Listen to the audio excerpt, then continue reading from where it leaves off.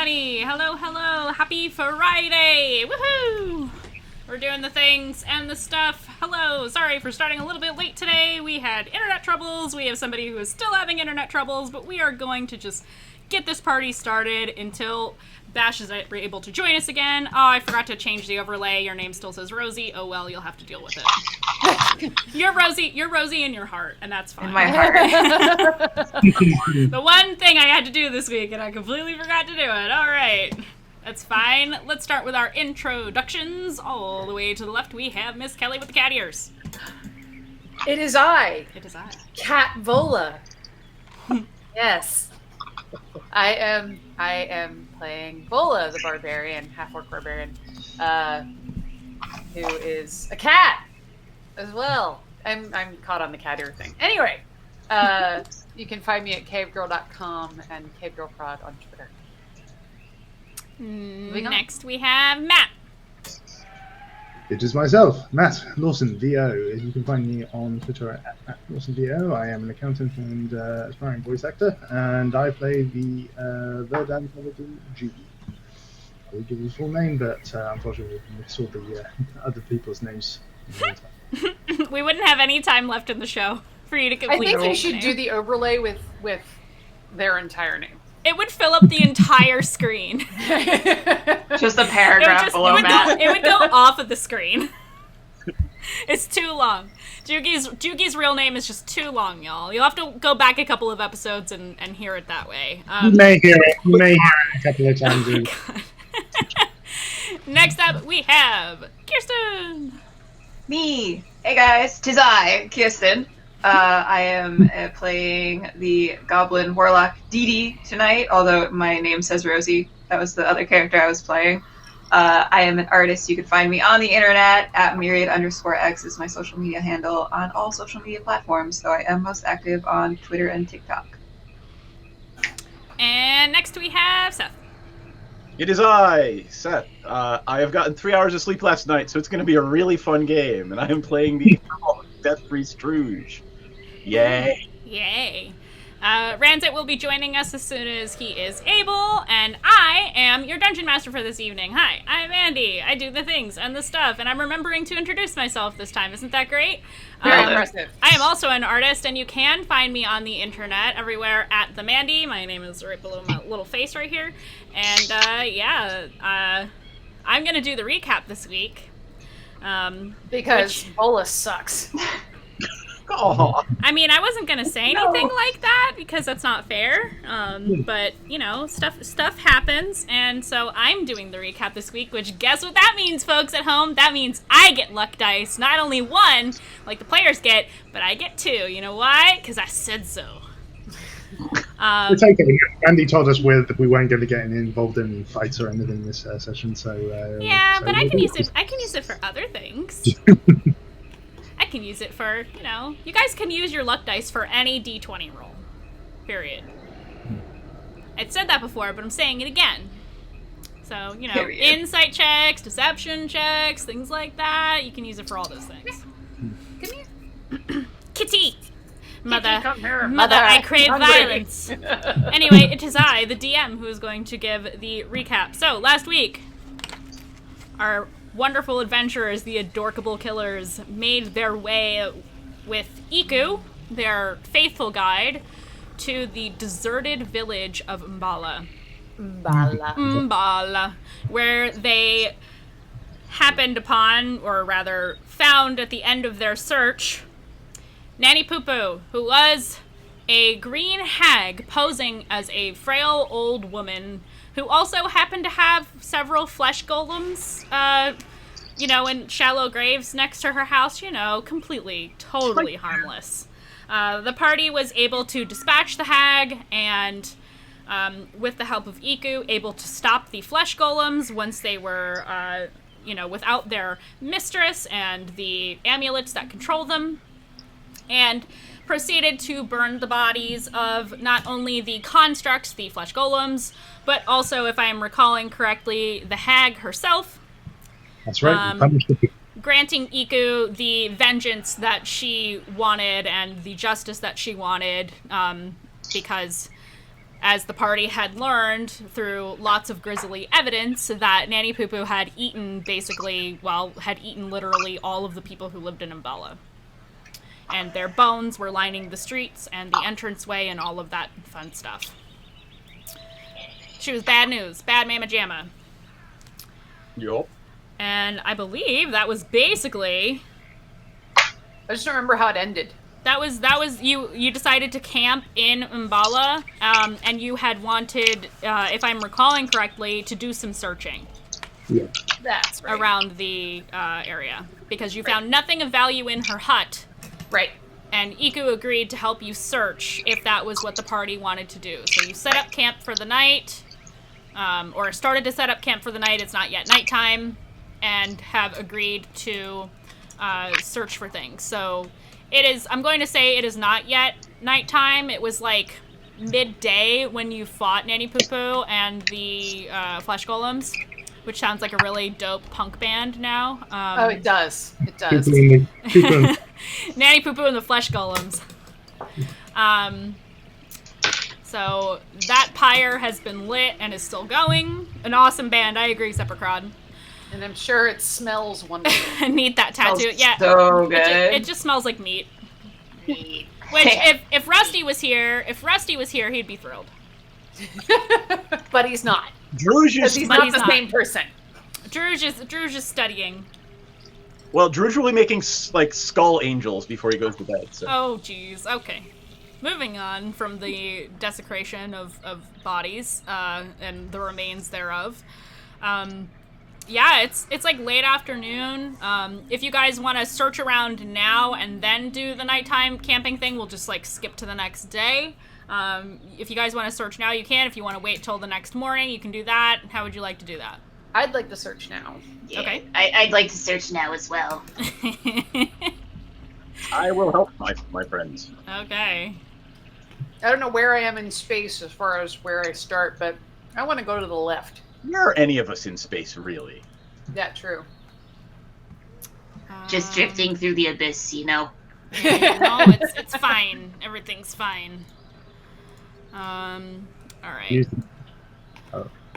Use the searchlight on the fender. I can't.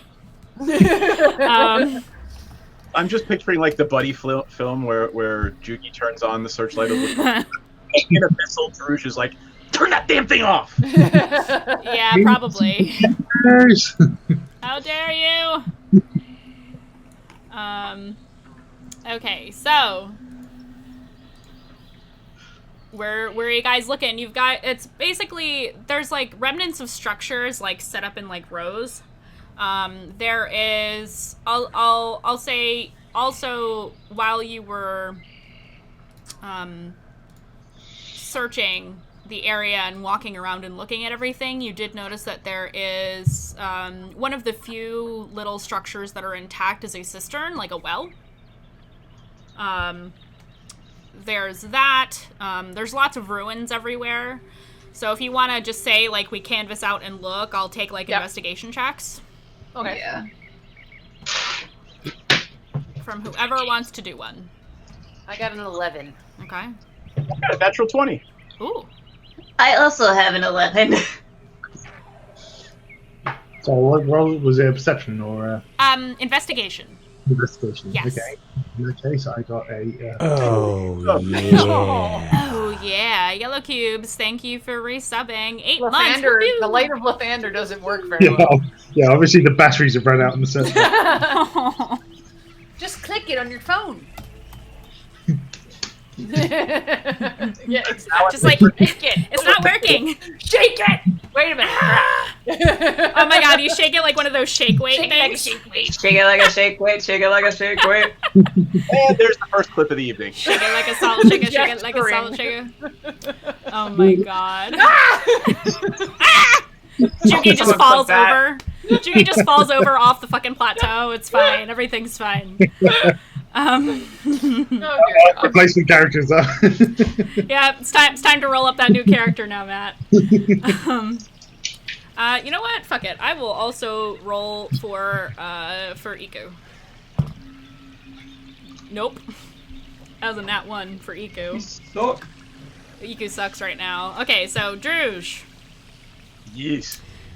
You search around. You mostly find, like, skulls and bones and remnants of, like, pottery or scraps of fabric, things of that nature. Nothing really seems to be of value.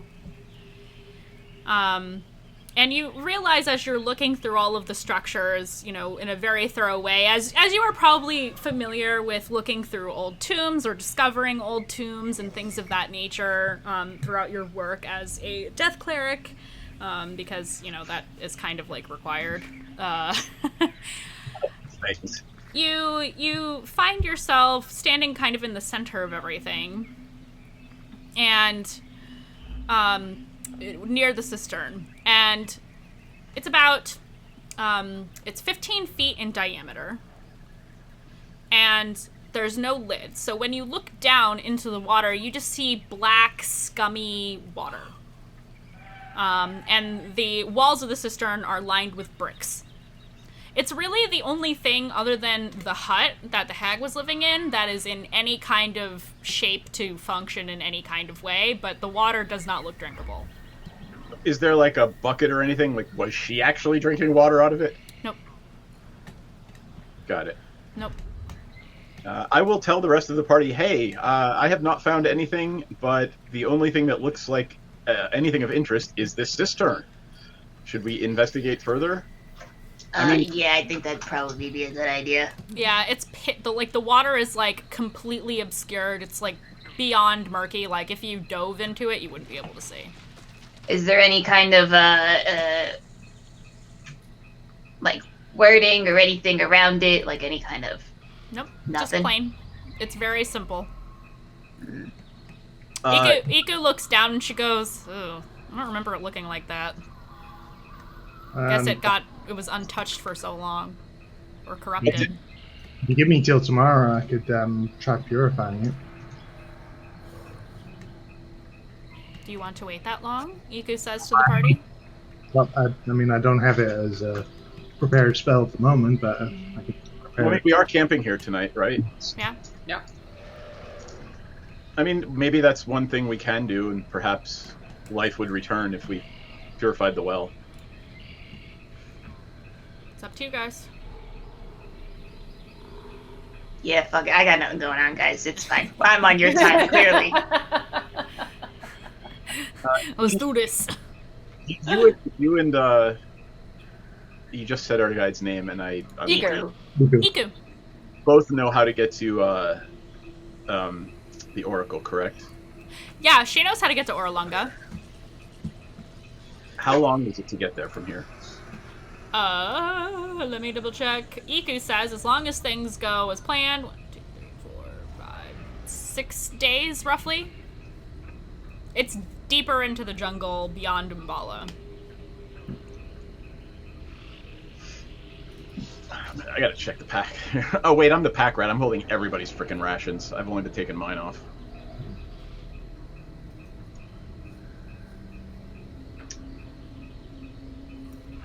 I'd say then, yeah, if Jugi here wants to purify the water or whatever, I guess we could stay, I mean, whatever. I can try. I mean, technically the spell is purifying food and drink. I mean, this is obviously used for drinking water, so so there's a chance it could work, right? Yep. How like far down is the water from the top? That is a wonderful question. Let me double check. About 15 feet, and that's where the top of the water is. And you cannot tell how deep it is because the water is so obscured. I'm gonna take a pebble and fucking chuck one in there. Drums in the deep. Sorry. Canal snakes jump out. No, I'm just kidding. No. Mandii is preying on my one weakness. You're gonna be freaking out when you get to Orolunga because you know that you're talking to a naga. I'm okay with a sneaky snake. Snake is snake. A sneaky snake lady. Sneak a snake. You go first. Nothing happens. It just bloop. Bloop. Plinks into the water. You watch. Nothing stirs. Nothing feel at like all. there's something. Feel like there's something here that we're missing, but I don't care enough to investigate further. So I guess I'll wait on you guys. Is it a magic well? Should try to find out. I can't. Can I do an Arcana check to see if I would know of any kind of Like magic sigils well? or... Yeah, something that Yeah, give me an Arcana check. Oh, 22? 22? You know that there is such a thing as a magic well, however, this does not look like that. Ah, damn. This just looks like a dirty-ass well that has not been maintained. It's all scummy and gross. It's an ordinary well. Yeah, I think it's just no just a bunch of fucking gray water. You know, Yeah. I don't think there's much in here. Yeah, there's really... Yeah, Is the there's... chick from the movie in the well? Samara? Yes. No. Nothing stirs when you drop anything into the well. It's fine. It's just a normal well, you guys. This is the DM telling you. It's just a fucking gross... You felt the need to call gross... it out, so now we're all paranoid. Well, I mean, it's the only structure other than the hag, in the description in the book, it is the only structure that is still standing, and it's not even that big. I mean, it's big around. You could easily get into the well if you wanted to get into the well. This is a situation where we should stop trying to seduce the stream and just move on. It's completely up to you. Yes, I think so. I'm gonna go decorate my tent with some skulls and go to sleep. Oh, okay then. Well, Don't let Iku see you doing that. Is there anything amongst the ruins? Otherwise? Oh, I'm saying prayers the whole time. It's completely respectful. Nothing of value. There's nothing left of value here. Well, that wasn't exciting. Yeah. Mm. All right. The point of coming here was to either make friends with Nanny Pu'Pu or kill her. And we did option 2. Yes, you did. Option 2. Yes. Well, our guide kind of expected us to do option 2. Yeah, you would have lost. Since we're in hindsight now, you would have lost your guide if you had become friends with Nanny Pu'Pu. Yeah. I kind of expected the option. Yeah, that would have been a big old problem. I mean, she and I could have been very good friends. I just would have to watch out for a dagger between my shoulder blades every day. Oh, She or tried to mind control, or, turning you into a flesh golem. It's fine. It's completely fine. Probably best that we killed the bitch, to be completely honest. We don't need that kind of bad juju in our party. I feel like we got a lot of that already. Say we don't need that Look kind of... sideways at Rancid. He's not here, so I can do that. I'm going to set up my tent then and not take first watch because I'm tired. Alrighty. Iku will volunteer to take first watch. I'll go with her. I like watching with Iku. Okay. I'm gonna go sit next to Now, the big guy. The big guy. Since we're actually after the rest we'll roll for Jugi. Okay, so I'm gonna roll for Iku. Perception check. Okay, that's pretty good. Yeah, that's pretty good. I got a 16. If she rolled better than me, I don't care. Yeah. I should probably pull up my random encounter stuff. Hold, please. Is that you rolled better than me? I don't care. You're not going to spend your luck dice on a random encounter table, are you? Maybe. I'm sorry I said that out loud. Yes, we shouldn't have said that out loud. We're not in the judge. I am very happy that you said that. Why? Why would you say that?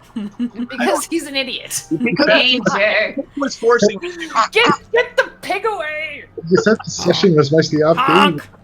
I hear you, Sepricrod. Honk. Ooh. What is that number? I don't like that number. Oh! No! Oh, God. Yeah, I'm gonna roll again. Ooh. Should I also roll perception since I am sitting next to them? Sure. Oh yeah, you don't sleep. I don't sleep. You should just have I DD. I don't sleep. I don't sleep. I don't sleep. I I don't don't sleep. sleep, you know. Nothing gets by these eyes except when it does. Did you actually roll up a caffeine lock? Is that what you've actually made? Yes. I can neither confirm nor deny. You don't have the security clearance to know that information. Security clearance. I got a 19. Oh, that's not. Wait, I just said the wrong thing. That's the wrong thing. I clicked on the wrong thing. Hold on. I need danger. Danger, Will Robinson. Danger. Oh, that's even better. I like that even more. You know, for the folks watching along at home, you would swear that I wasn't the one who had 3 hours of sleep last night. I know. I keep yawning. I'm sorry. No, I'm talking about Mandii, who's just like, woo! Woo! No. Yay! That was me and my yawning. Just had just as much caffeine as Dee Dee. Oh, I don't want to do that. Oh, yeah. Oh, yeah. Senzan, thank you for that sub. Woo! Thank you, Senzin. Ooh, there's like little balloons all over the Okay, screen. so, yeah, your watch goes by uneventfully. But she's smiling. Everything is fine. Feels bad for some reason. It doesn't feel like a victory. How do you know not just saving it for later? You know, it's fine. A little snacky snack for later. A little nibble, just a little morsel. Oh, okay. I don't like these sounds that she's making. I know. Yes, we know it still says Rosie, but Yeah. Yeah, I haven't fixed it yet. Sorry. Pretend it says Dee Dee. Just pretend that it says DD, because I don't have the time right now. Alright. It takes a lot of time to edit the overlay, you guys. I haven't done it yet. Oh, that's even better. I love all my rolls today are so good. yes, they're not playing Okay. tonight, baby head. Yes. He he may will- be playing. He's delayed. Yes, he is delayed. He, last I checked, is still showing up. It's just a matter of when. He has to drive to another place. His internet went out. He's going somewhere else. So it'll be a minute. It'll be a while. A hot minute. A hot minute. Half Even. a minute. Not a cold minute. A hot minute. hot minute, spicy minute. Is Super. that like Hot Minute Summer? Is it Hot Minute Summer? Anyway, who is going to be on the second watch? I will. Okay. And I'm hanging Dee Dee again. I'm hanging out. He never goes to sleep. No, she doesn't. She doesn't sleep. She's just furiously writing in her journal next to you. How do you recharge, Dee Dee? What are you talking about? Like, do you never tire at all? No, I just stay up and then I'm fine. But if you're Relatively. do you have down times? This is my dad. This is relaxing for me. I'm relaxing right now. Okay, you don't look very relaxed. I never do. I've been told that before, actually. Surprisingly, I don't know why. I feel like I'm a very calm and collected person normally. She says her eye twitching. Very calm and collected person. Well, I like you, Dee Dee. I wish I could be more like you. Ah, I like you too. You large half-orc. Whatever your name is. Bola. Wait, Bola. I'll teach you a way to remember it. All right, I'll come teach on. you a way to remember it, right? Lay it on me. Bola. B-O-L-A, bola. Bola. See, they won't forget it then. Bola. There you go. B-O-L-A, Bola. Yeah, you know, it's kind of catchy. In the It's fucking catchy, Dee Dee isn't it? voice. Oh my It's God. kind of, you know what is, I see how, I see, yes, that is very, you know what, I will never forget your name now. You are forever in my head. There we go. I'll try to find a song for you too. Iku rolls an insight check to see if Dee Dee really means that. That's a 19. I got a 23 in deception. Fucking hell. I'm As asleep. she's listening while laying on her cot or on her bedroll in her tent, she just insight checks you. Rolls over and goes to sleep. Not that you can see that. So yeah, give me your perception checks. That'll be a 17. Okay. And a 18. Okay. Your watch goes by uneventfully. Nice. And just Still for the doesn't sake take of for the sake of time, your last watch goes uneventfully as well. Whoever does Okay. it. Cool. Okay. Long rest, yay! Yeah, maybe trigger some spells. Do we get a long rest, DM? You do. Let me roll for Jugi. Yep. 10. Nope. Nope. It's a nope. I got a long rest. Juki is still a tall, presenting character, correct? Effeminate, yes. Yes, I am still Tallish. more feminine than when you first met me, and I am now 6'3". Also, longer hair. Not quite. It's still kind of, kind of still like shaven head. It's still short, but it's growing. It seems to be growing faster than you would expect.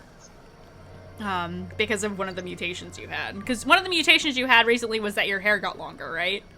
No, it's basically because basically male Verdun don't have hair generally, whereas we do.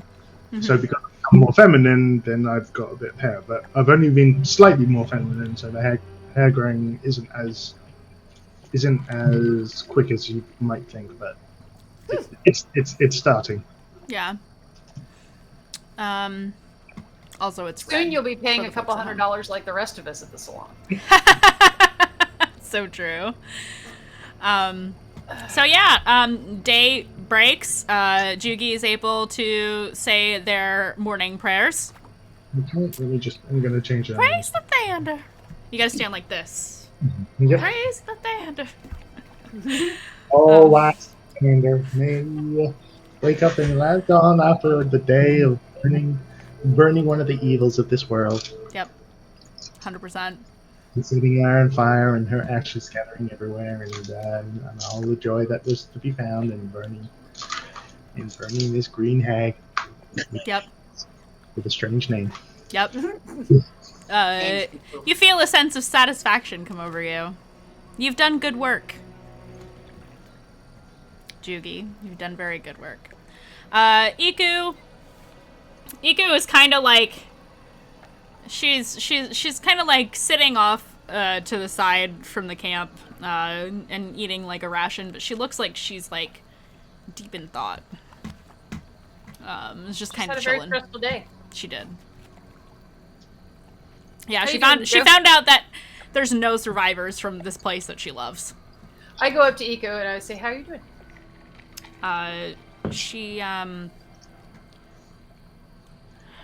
She kind of looks down and then looks back up at you and she says, "Well, at least I can rest knowing that she's gone.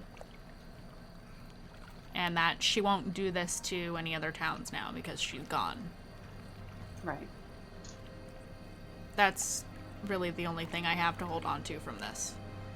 I'm so sorry. Thank you. And thank you for helping me take care of this. I don't know if I would have been able to do it on my own. No problem. And she kind of looks at the rest of the party as well. And says, "I don't think you realize the amount of good you have just done." Ma, the great morning lord defender has smiled upon me, so I feel I can guess some of the good work that we've done here. No. If your god has indicated it, then you must know. She kind of stands up. And she's got her staff, and she says, "Are we ready to go, or did you want to keep looking around?" She says, "I didn't get to look around as much as the rest of you, but I would be surprised if there was anything left." No, I think we're good. Let me just try purifying the water first. Sure. Like, Let me check that spell really quick, because I want to know how much water it can affect. it's any water in a 5-foot radius. Okay. Let me look at it. Basically, I'm just curious if it would affect the entire well or just part of it. yeah, it's basically the range. I basically sent a 5-foot radius sphere centered on the point of my choice within range is purified and then free. Is it the purify food and drink, or is it something different? Purify food and drink. Okay. I'm just basically assuming that because this is generally what drinking water is from, then it's purifying drinking water. essentially. Okay, so it's rendered free of poison and disease. Okay. So you can do that. Yeah, go ahead. You can do that. I don't know how much it'll help the visibility in the water. It just makes it safe to drink. Basically, yeah. So you do that, and you feel as though the spell has done its job, but the water is still quite dark. Yeah, it's purified in rendered Yeah. free. It's purified in that you could drink from it right now, even though it looks kind of gross, but you could drink from it now.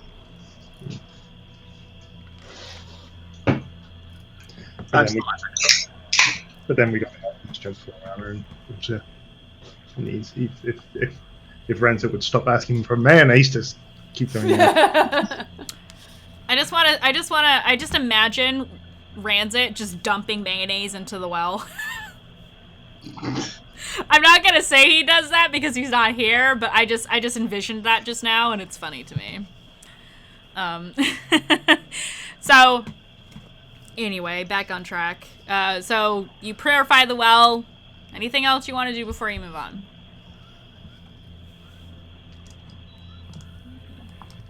Did you do your angel in the skulls? Did you? Oh, I did not, because I did not want to offend the sensibilities of our guide. Good. Okay. Probably for the best, yeah. Mm-hmm. You can do that in your brain. Yeah, or just Druge, you suddenly remember that these skulls are the friends of your friend. So maybe, probably not a Maybe nice not a good idea idea to do that, at least in front of Iku. That's, See, what you have to do is you have to find a bunch of skulls of your enemies and then make Snow Angel skull Yes. open them. Totally. But they're dead. There's nothing left. It's just bone. Some people hold reverence to that, and you I need to know. respect that. I know they're wrong, but I know. Oh boy. You're not wrong that they're wrong. I mean, you're very right about that. It's just some bones, but some people are a little delicate about these things. I understand and I respect your cultural sensitivity. God. I'm also doing the creepy smile. All right. Okay, so moving on. Who I believe Dee Dee is our navigator. So roll your navigation check. I am the captain. You are the captain. That would be a dirty 20. A dirty 20. I can live with it. All right. So you don't get me started. God damn it. I don't know why I even got started. Whatever. You feel good about the direction you are moving in. I feel good about the direction we're moving in, guys. You That's good. You are moving through. You move beyond Mbala. There's like different plateaus, and it's very rocky and open here. And that's the area that you're moving through.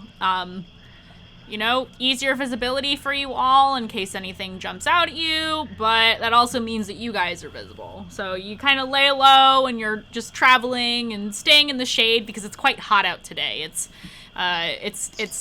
still humid like always, but like the sun is moist. The sun is. You're the one who asked me. I was gonna say humid, but you said the word moist, so I'm saying it again. Moist. Jesus. Do not clip that, I swear to fucking God. Alright, so you are traveling. Let her talk. I'm just gonna have some wine now. The sun being moist implies that its moistness is dripping all over the place. It's very moist. Nord, why would you do this to me? Nord's like, I'm clipping it anyway. All right, that's fine. I respect that. So you are traveling through this canyon-ish like area. Well, for the sake of things, we'll call it like a wasteland kind of area. Actually, that brings up a good point. Okay. Where is that? Wasteland. What's that number again? Okay. It is here. Oh, okay. Cool with that. Cool with that. Cool with that. Okay, so that's okay. Cool. So you're traveling. It's hot. It's disgusting. You're tired. I love how chat's just like moist. You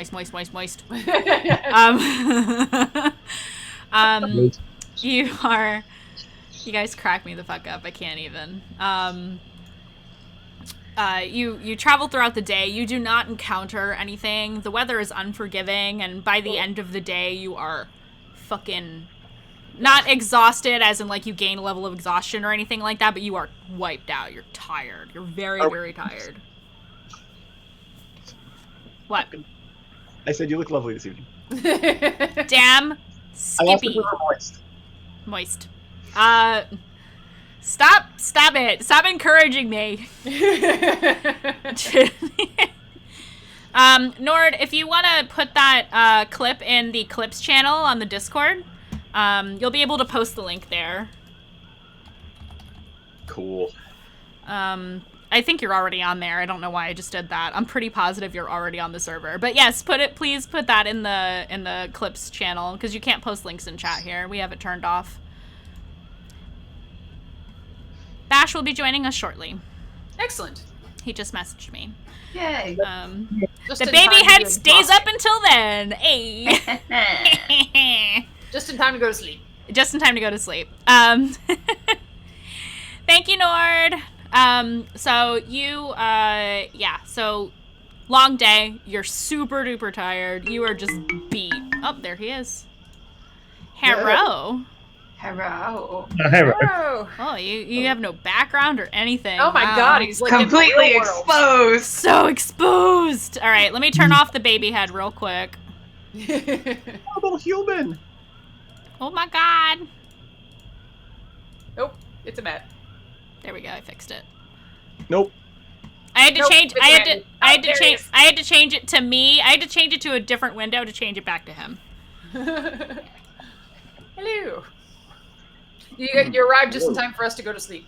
Yes, you arrived. You perfect timing. Awesome. It's the end of day, whatever day it is. I actually have lost track. I think you're on day 17 or 18 now. First day out of Mbala and toward. Yeah, it's day 17. Yeah, okay, day 17. I'm gonna write that. Day 17. The plus side to having to quickly set up in a completely different location on the other side of town is I have a fin right here. A what? I have a fin right here. Finn! Finn! Hey, the good boy! Oh! Yay! We love the Finn! He is a good boy! Hi, puppy. We love the Finn. Who's a good boy? Yay. Oh. I love that dog. You guys don't understand. Alright, okay, so I fixed your camera, you're all good to go. We can actually see you now. I'm an adult who can function on my own. It's perfectly fine, everything's fine. Keep talking. You have all traveled a very, very long time. Bash, just a recap super quick for you. You left Mbala. After searching around for valuables and finding none, you moved on.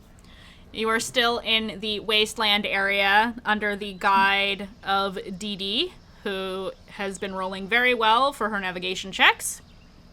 You are under the moisty sun, yes, chat. Under the moist sun, it is moist. It's very Man, very I must have humid. missed a lot. It's very you haven't missed a lot. It's very humid. That's the Cure song, Under the Moist. Vola taught Dee the Vola song. Yes. So that Dee would remember at least one of y'all's names. Yep. So yeah, that's a about thing. it. That's about it. So you are at the end of your day. You're setting up camp, and I'm not gonna make you do watches for tonight. Oh, okay. We'll say that the night goes uneventfully. However, let me roll to see which one of you gets it. Gets what? I don't know. I don't like this. It's the disease. Oh. Oh no. Do I get frizzy hair? Because it's moist. Dee. Yeah. Oh, no, you don't sleep, so you don't... I'll skip to the next person on the list, then. Druge. Yes. I don't think this happened to you last time. I think this happened to... I forget which one of you it happened to. Which one of you was visited by the Night Hag the first time? Me. Oh, Vola. Hola. Druge, it's your turn. Okay, I will be visited by the Night Hag. You are visited by a Night Hag. This one looks different. Hold on. I have a description and everything. Where the fuck is it? Better than most emissaries from my lord, so. This is not an emissary of your lord. I know, but just, like, in visual appearance, it's probably a little less rotted. Yeah, maybe a little bit, maybe slightly. I will say that... Shit, where are they? Oh, that's what I needed. That's what I wanted. So the first one that Vola described was one who had tarnished gold coins for eyes and ants nesting in her skull and the gray melty skin and the stringy hair that's barely there, mostly bald, just like little tufts of like greasy hair coming out of her head. This one, Druge, and you remember this perfectly vividly, and for all of the disturbing and strange things that you find a comfort to you, this one is unsettling. Regardless of how Druge normally feels about these kinds of things, you wake up in a terror. The feminine, vaguely feminine creature that you find standing over you in your sleep has a leather sack sewn over her head, and the hem of the sack is sewn into her neck. And inside the sack, it sounds as though there are 3 different animals fighting inside of it. You hear the hiss of a snake. You hear the snarling of a canine. And you hear, what is that? I don't know what that word means. You hear the crowing of a rooster as well. And it's like these things are like fighting inside of the sack that should be where this person's head is, but there is no head. And you just hear, yes, another. And it just chants in a language you do not understand. Yeah. And, you know, it's gross. It's vaguely sexual. They're like the same thing that happened to Vola, like the writhing and the being on top of you, but not like trying to like do anything. Like you don't feel anything, but it's like on you, and you feel as though you have lost something when you woke up. All right. But you can't, but you don't know what, or if it's even a thing. So, Yeah. can I do a little adult theme for a moment? Sure. I will reveal out of character that Druge is actually a virgin, and Druge wakes up with an erection. No idea what the hell is going on. Oh my fucking god! I just want to say, throughout all that, while this thing is starting to go and getting the new action, Super into hags. Very into hags. Drew's is looking out, still going, "Hello, new friend." But from a roleplay perspective, he's a virgin. This thing is writhing on him, and it looks like all these things that he likes, and he wakes up in a So don't listen to me. It's like the most crazy. He's just like, yes, I like death. Okay, that's good enough. All right, so good enough. So yeah, that happens. You wake up confused. You wake up terrified and confused. And yes, I do. We'll just say you calm down before you go So to you're talk to basically anybody a else. Teenage boy, waking Yeah. up terrified and confused. Joke's on you, I'm into that shit. Yeah. I'm not surprised, honestly. But also, also both mortified and delighted. So Like literally, it's a lot of emotions going on. If we were playing a different game, it would be all right. Well, let's see what derangement Druge has now. Mm-hmm. You feel like you have lost something, but you're not, and it's not like that. It's you feel. Grow up, everybody! Come on. You don't feel right. I said nothing. You don't feel right. Something doesn't feel right. I will relate. Go ahead. Keep going. And Vola felt the same way. You felt as though you lost, like, a piece of yourself when this happened. I will relate the whole story to whoever... Piece of that ass, Vola! Are you happy now? Except for the erection part. Except for the erection part. The whole story to whoever's awake at the time when he wakes up in a terror, except for that part. I can't stop laughing. Woo! Edie and maybe Iku, I don't know. Yeah, sure. I'm definitely awake. I want to hear all about you little night terrors. I will... Night terrors. That's Druge's version of a wet dream. Is a night terror. I love the fact that my wife is the one losing her shit over all of this. You don't have it, because I know what's gonna happen. I really want to be like, I know what's gonna happen after this. can I look at Druge and see if there's anything amiss about him? I'm crying. I'm literally crying. I'll take a perception check. Oh. 12. He looks the same. Yeah. Nothing different. Josh, night terror, wet dream, sounds moist. So All right, y'all. You know what? That's fine. I'm done. Woo. It's okay. Wait till they summon Cthulhu, and then the whole world ends. Yeah, that's fine. Whatever. At this point, I'm perfectly okay with that. So you're uncomfortable. So do you describe any of what happened to Dee Dee? I describe all of it in excruciating detail, except for the erection. I describe in excruciating detail to whoever's awake, and explain that it seems to be a lot like what happened to Vola. Oh, what happened? Has this happened before? Yep. Since we've been in the jungle, yes. Oh, that's kind of not good, huh? I asked Iku if she's had anything like this happen to her. No. She says, it seems as though we may be targeted by these creatures. One is a coincidence, two is a, Pattern. It's a pattern. I agree. Ika says, don't they say that bad things happen in threes? Oh yeah, all the time. Who's gonna be next? Who do you think? Unfortunately, I'm betting on Jugi.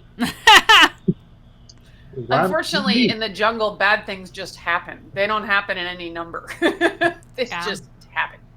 Man, yeah. there might be a method to my madness that you just haven't seen yet. I mean, if there's like a hag coven, I feel like there'd probably be 3 hags. I feel like 3's a hag number. It is a hag number. It is a mystical number, I'll agree. It can be. I will happily kill.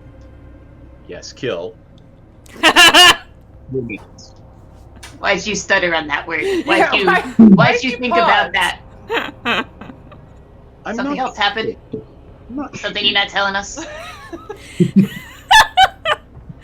you gonna make Druge roll deception because he has none? I think Dee Dee should definitely roll intimidation. That's I got a +4 to intimidation. I'm a terrifying little bastard. Let me tell you. She's Yeah, I'll scary. tell you She's scary enough. little fuck. Oh, there's no shame here. He'll happily describe it if you force him to. Oh dear God. no, I don't want to be described. Oh no, Dee Dee does not want to hear about that kind of bullshit. So, you feel like you lost something? Is that? I do, and I'm not sure what it is. perhaps. Mandii, Yes. I just want to say that I probably won't have trouble remembering if you want me to do a recap next week. We can, if you want to do it next week, I'll let you get the chance to get the luck dice. Anyway, go ahead. So yes, we should probably cross-reference my experience with Volas in the morning. This has been very... Oh no, this is you wake up in the morning and this is what happens. Sorry. No, I thought I was relating it to whoever was awake. So Yeah, no, this is morning. This. You've had a long rest. So this is the second long rest. Correct. I'm gonna roll again. I didn't know you said That's a 15, not today. Not today. My God, what did I walk into? I'm sorry, Bash. No, you're not. Yeah, it's Sorry, not sorry. So, You're right. yeah, what are you guys doing today? packing up and moving on. Yeah, let's fucking go. Yeah. How far away from the airship are we? How far away from the airship are you? Oh, you're moving away. Damn it. Because Okay. you're moving towards where the Oracle is, which is not the direction of the airship. Okay. We're not going to turn around or anything, but just out of curiosity, table talk, would there have been a possibility that we could have a flying airship? I'm not going to turn us around. I'm just curious. You know say? Understood. Yeah, Jiggy wants to get out of here now because after last night's event, according to Jiggy Druge, the land nearby has been cursed somewhat. So I'm gonna walk up to Jugi and I'm gonna be like, I bet they're gonna come after you next. how would you say such a thing? He just seemed the type. Look at the little gnome over there. He doesn't seem like he would be that fazed by a hag. You, however, I feel like it would change you forever inside.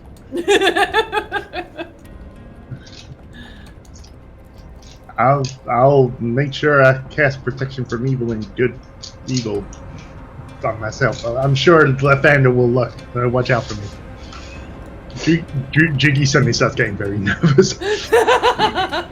But despite that, still remains cautiously positive about the whole, and about hopefully being able to survive what might happen. Gonna kinda pause for a moment and look through my my big book.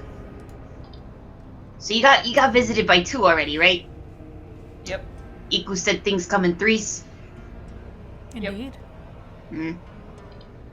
Kind of sounds like some little coven of hags I might know. Well, not really know, but I've heard of. Really? Yeah. Called the Sown Sisters. The who? Sown Sisters. Like sewing. Sown. Was the Sounds one we suspicious. killed a member of this coven? No, because they're night hags, right? That was a green hag we killed. This is a night hag. Different kind of hag. Different kind of coven. What do you know about him? Not much really. I just kind of heard of them in my my journeys. They're, it doesn't seem like they have many alliances. They're night hags, so they're evil. That's about it. Not much else is really known. You don't know where their lair is? You don't have the level of clearance for that yet. I don't have the security level for that kind of information. I'm very sorry. How does one get the security clearance? That's for Dee Dee to know and you to find out. Or not. Or not. If you don't get the security clearance, it's fine. Grumble. Is there anything we can do to prevent these sorts of dream intrusions?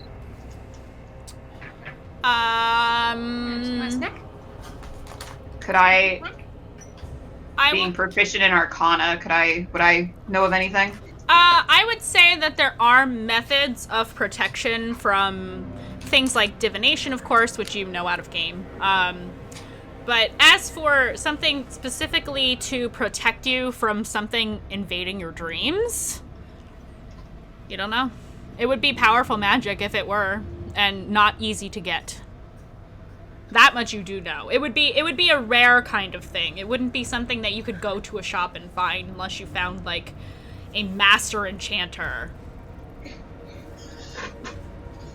You know, like Cinder Sylvain. Dee Dee, you are also familiar with Cinder Sylvain, but in a different capacity. Oh, God. Nervous. We probably got off on the wrong foot. Sometimes people just don't take me right the first way around. Yeah, we'll talk about that after game. Can't imagine why. So, do I get Barry back into the... Yeah, if you want to bring Barry back, bring Barry. Barry back. Yeah. I kind of have an issue with him disappearing overnight because if he disappears, then it means I have to spend a spell slot every morning in order to get him back, which kind of hinders me a bit somewhat. But... So let him full camp. Is it a spell slot every time? Yeah, I it's. thought Blind Steed was a... You can also dismiss this steed at any time as an action, causing it to disappear. In either case, casting the spell again if summons the same steed, which would be I'd cast the spell, and that would use up a spell slot. Oops, I clicked on the wrong thing. I'm like, well, this doesn't look like the right spell. That's because it's not.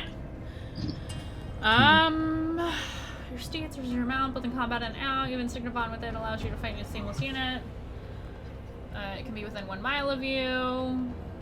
Yeah, if you look above.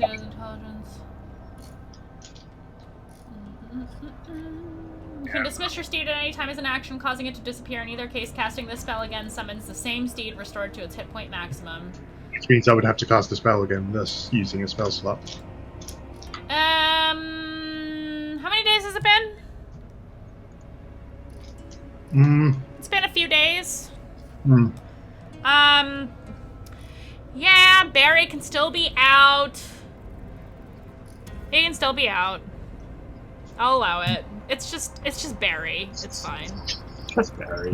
I mean, I'd be okay with it. It's just that it kind of gives me with regards to second level spells. Yeah, no. Barry can still be out. You don't have to use the spell slot today for that. Nothing has happened to him. He hasn't lost any hit points. Because I wasn't targeting him. I was targeting you guys during the last fight that you had with Barry in it. Barry is not dead. Yay! Oh, no Barry dead.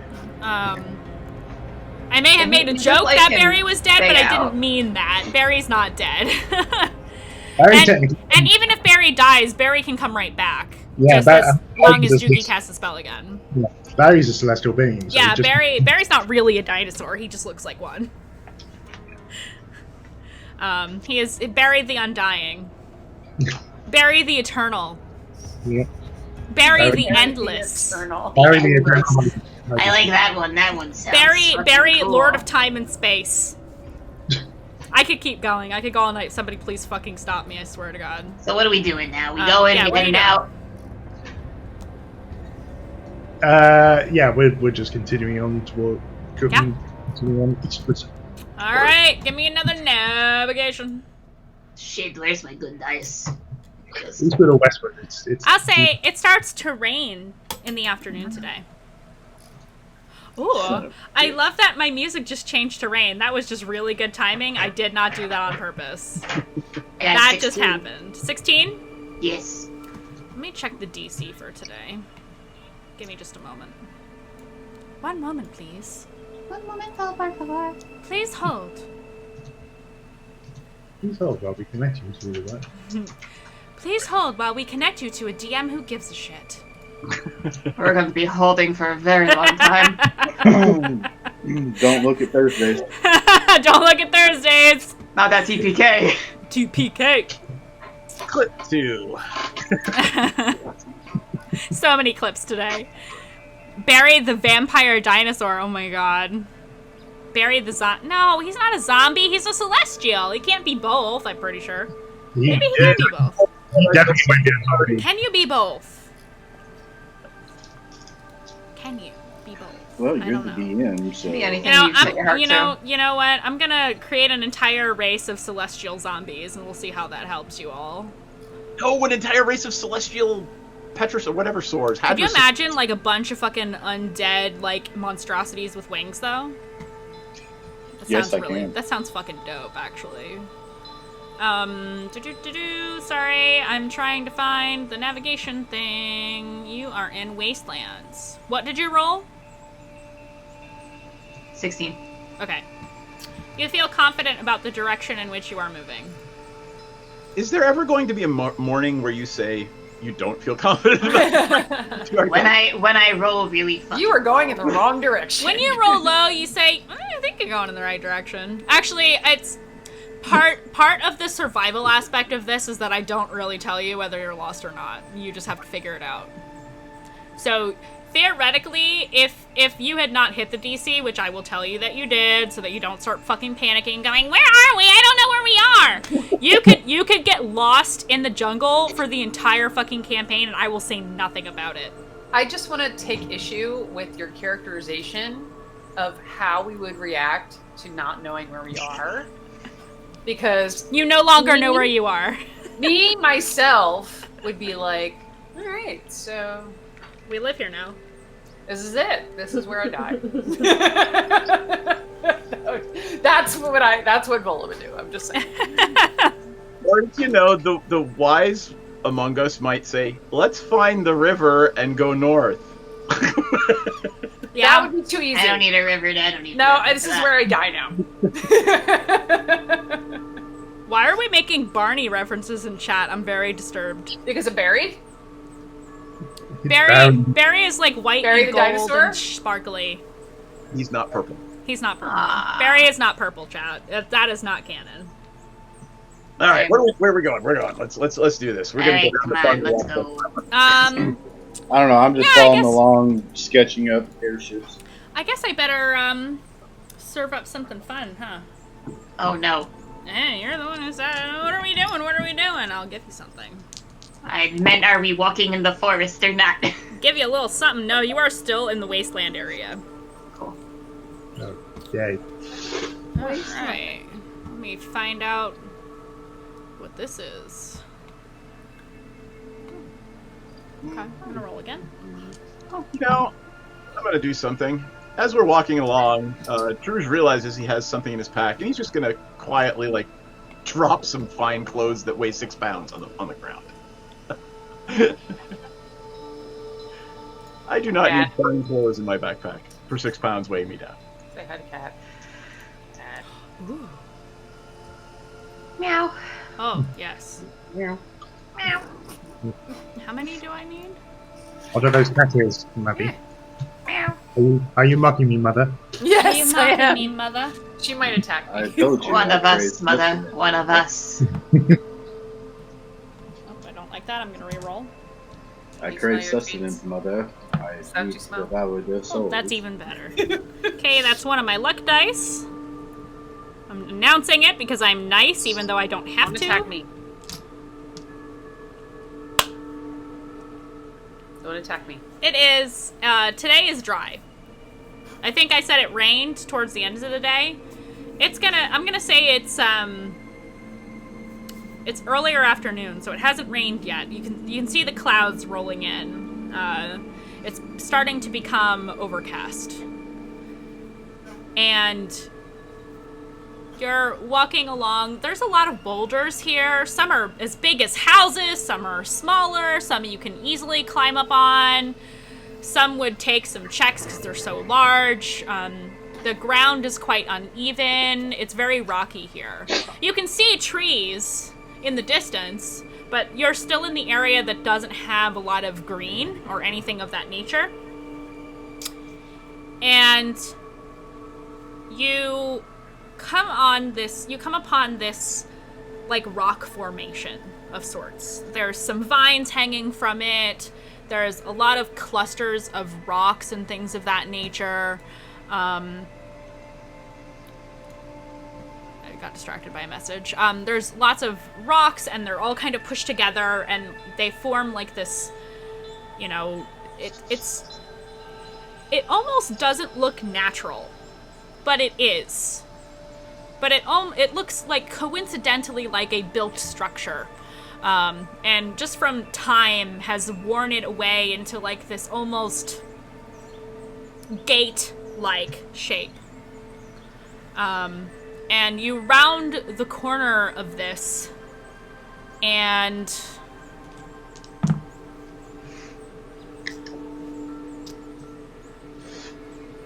who has the highest passive perception? God damn it. That's a 12. Fucking me. 14, 16, 11. Somebody got 14. So that's Ranzit. I'm at 14 as well. Ranzit, I don't want to know. I mean, yeah.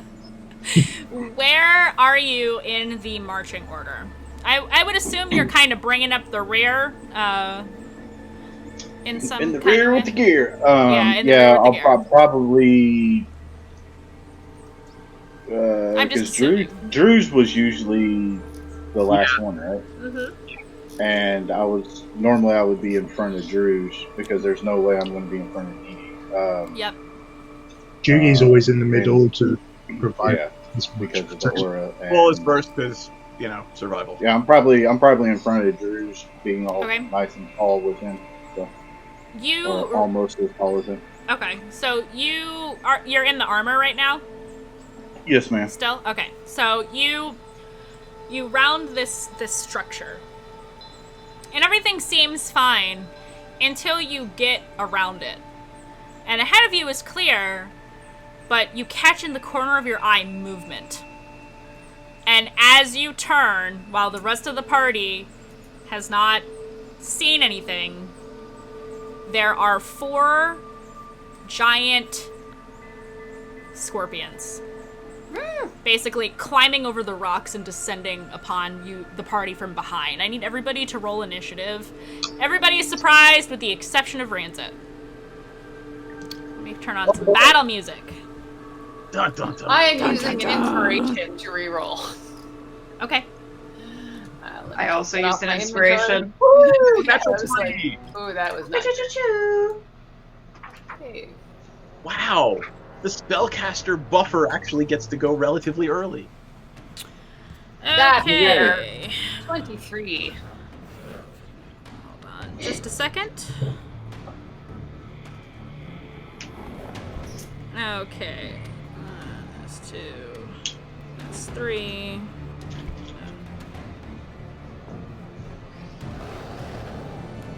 Oh, let me turn that music down. It's a little bit loud. Okay. Let me roll for the scorpions. Let me use my good dice. Okay. 20 plus. Me. Okay, Yes. what'd you get? 23. 23 for Vola. 21 for Druge. 21 for Druge, very good. Not that that 21 helps for you because Ranzit. you're surprised. 21 for Ranzit? Yes, Okay, ma'am. so technically you get to act first. 1 second though. 15 to 19. 17. 17 for Dee Dee. 17 as well. 17 for Jugi. It was in adjacent. Is that everybody? Did I get everybody? Am I going crazy? I got everybody. Goblin adjacent bros.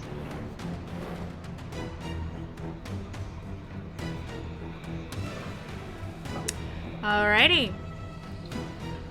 Skipping directly to Ranzit because everybody else is surprised. Surprise! So Surprise face. I guess because you rolled a higher initiative because you spotted the scorpions before they could ambush you. So yeah, I would say that means you can go first because your initiative is way higher than theirs. Because I don't remember all the rules right now. I am having a brain fart. So yeah, Ranzit, you're up first. Can't see the Cool. cat. There's There's 4 of them, and they're humongous. Yeah. They're large. Big old scorpions. Big old scorpions. How far away are they?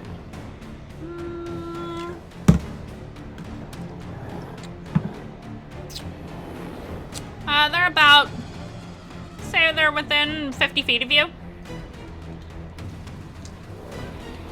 50 feet. Okay. I'll say the closest one is about 50 feet from you. And the other ones are kind of closing in from, like, different directions, kind of. It's like they were hiding in the rocks and are coming out. Gotcha. Bear with me. I had to go from like 4 monitors to 1. So you said 50 feet, yes? Correct. The closest one. The closest one. Yeah. And how close is that one to another one? Like how closely packed together are they? Not very. They're spread out. I would say this is a pretty big area. I'd say they're easily like 50 feet apart. They're spread out, like they're coming from. It's like they were coming from all the different rock formations. Like each had their own nest, like kind of communally in this space. Gotcha. All right. Oh boy. Yep. They're not close together. Right. Yep. So.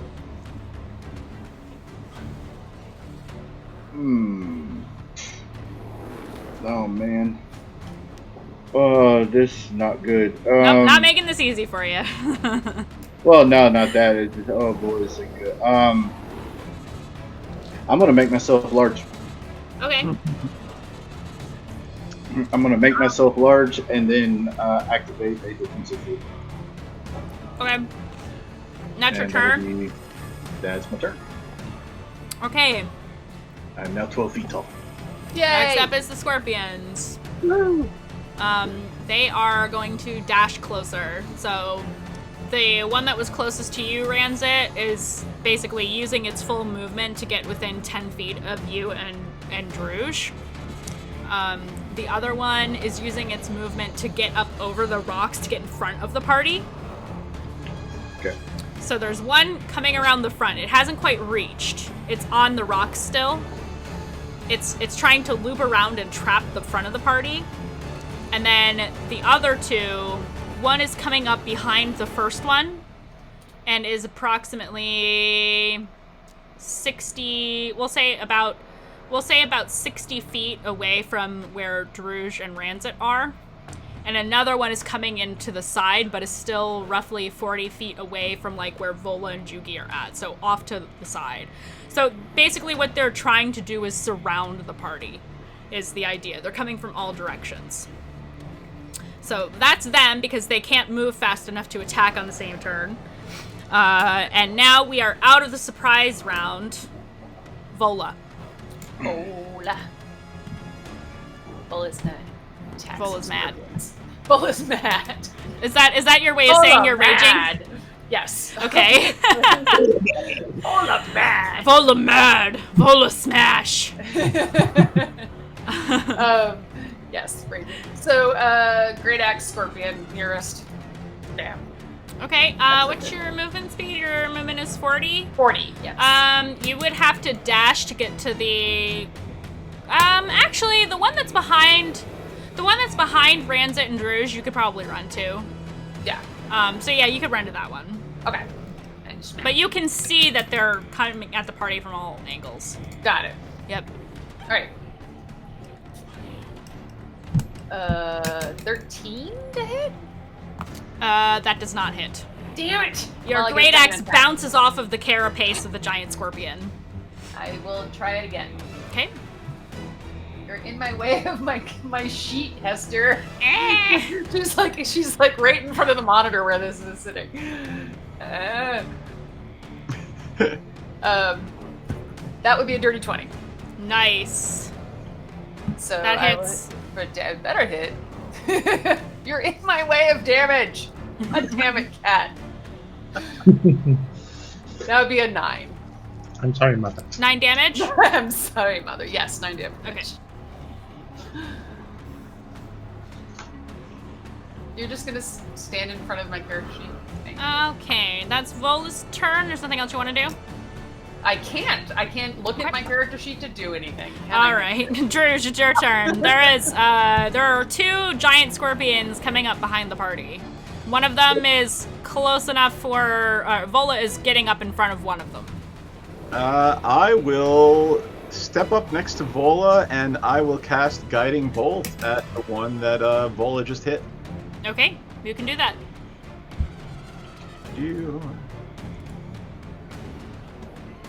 That would be a 27. That'd be a crit. Yeah. Roll your crit damage. Choo-choo-choo-choo. Pew-pew-pew. Pew-pew-pew. 45. How much? 45. Holy shit! Alright. That better be a destroyed scorpion. We'll see in a second. Hold on. What was this with again?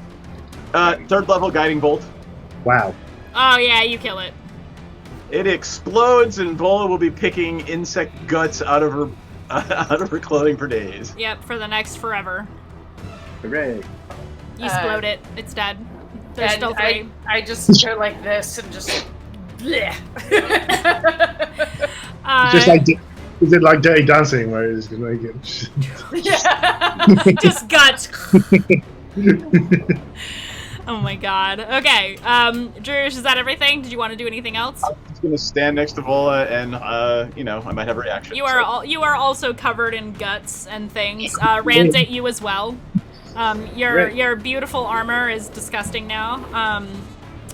On to Dee Dee. There is you can see that you can hear the commotion behind you, and you catch out of the corner of your eye, like above you in the rock formation, there's another one that's trying to climb its way down to get in front of you. What are you doing? So there's one that's climbing down in front of us. Yeah. Bash, were you gonna say something? Alright. I'm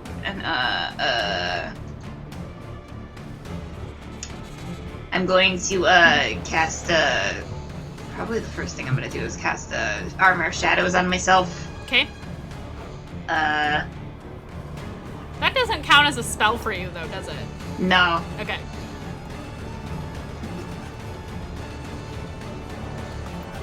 I don't like, does it, I think we went over this last game. Does it count as an action though, to do that? It does. Yep. Okay, yeah.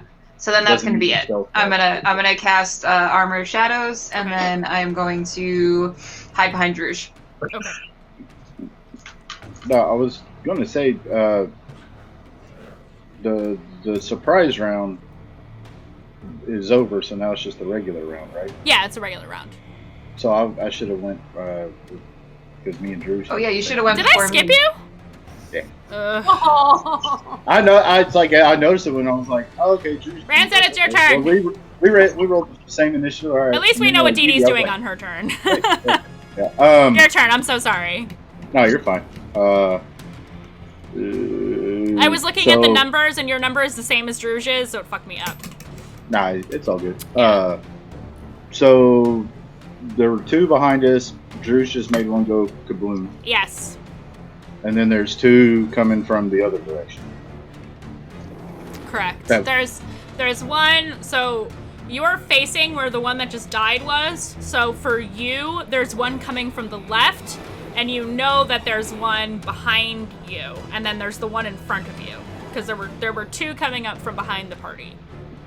One is coming from, so now there's one left in front of you, one coming from your left, and one from like behind right of you. Up in the Okay. rocks. Whichever one is the closest to me. The one right in front of you. Okay, then I'm gonna go up and start waylaying on it. Okay. Yeah, it's within 30 feet. And I think your movement changes as well because you're large now. If I'm not I think mistaken. it's still. It increases. Yeah, I think it's still 30. It's still 30. Okay, well, you're within range to walk up to it and kick its ass. Hell yeah! Hell yeah, brother. All right, I'm just gonna go ahead and roll both attacks real quick. Okie dokie. 25 on the first, Okay, that hits. and natural 20 on the second. Nice. All right. So. Choo-choo-choo-choo. Let me see what that's what that D8. All right. So first hit. My eyes. Ow. First hit is 15 damage. 15. Yes, ma'am. Okay. And then the second is 8. That's good. 15. So 15. 21. 21 damage. Yes, ma'am. Okay. Thank you. Okay, Dee Dee does her armor shadows thing. You don't want to change anything on your turn? Okay. Jugi. Alright. Any scorpions that I can get within 10 feet? What's your movement speed? Movement speed is currently... Yes, you can get within 10 feet. Of the one coming at the flank of the party from the left. Alright, I'm going to go up to that one to stop it from trying to flank with us. Okie dokie. You do that. Okay. Okay, first attack is the 17. That hits. Yeah,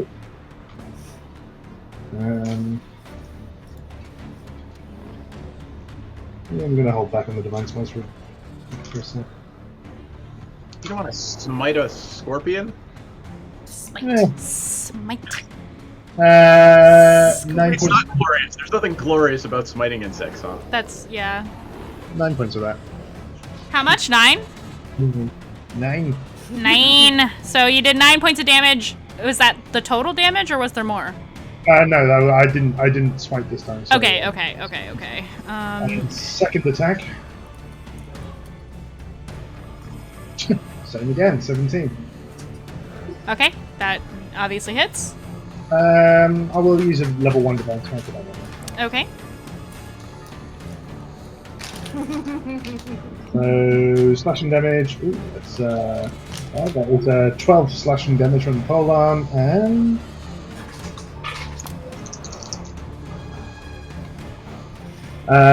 8 radiant damage from smite, so 20 in total. 8 damage.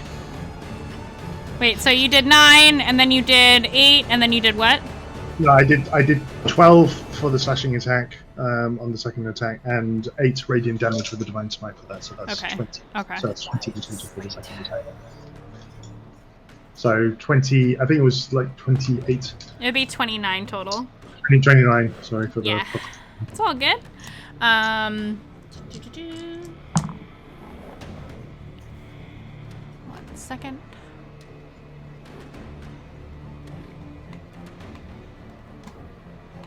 Oh, interesting.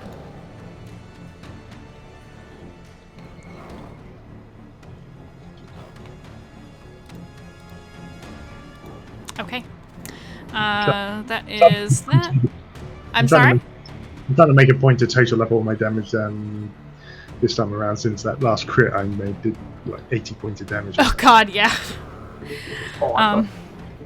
Okay, so that's Yugi's turn. Now it's the Scorpion's turns. You know, it's What are the fine. scorpions' names? Huey, Dewey, and shut the fuck up. No, I don't mean that. They don't have names. They're not important enough to have names. I know. I was just testing your GM skills. Shut the fuck up was the one that died. So. Yeah, that's the one that died. The one that died first was shut the fuck up. Oh, and the other one is Louie, because there's 4. Huey, Dewey, Louie, and shut the fuck up is the one that died. Not very Okay. creative. Okay, so what did I just roll?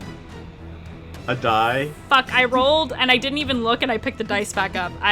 Whoops. That's what I get for talking at the same time. Okay, the one that is fighting with Ranzit Huey. is going to... Oh, he gets to multi-attack you. 2 claw attacks and a sting attack.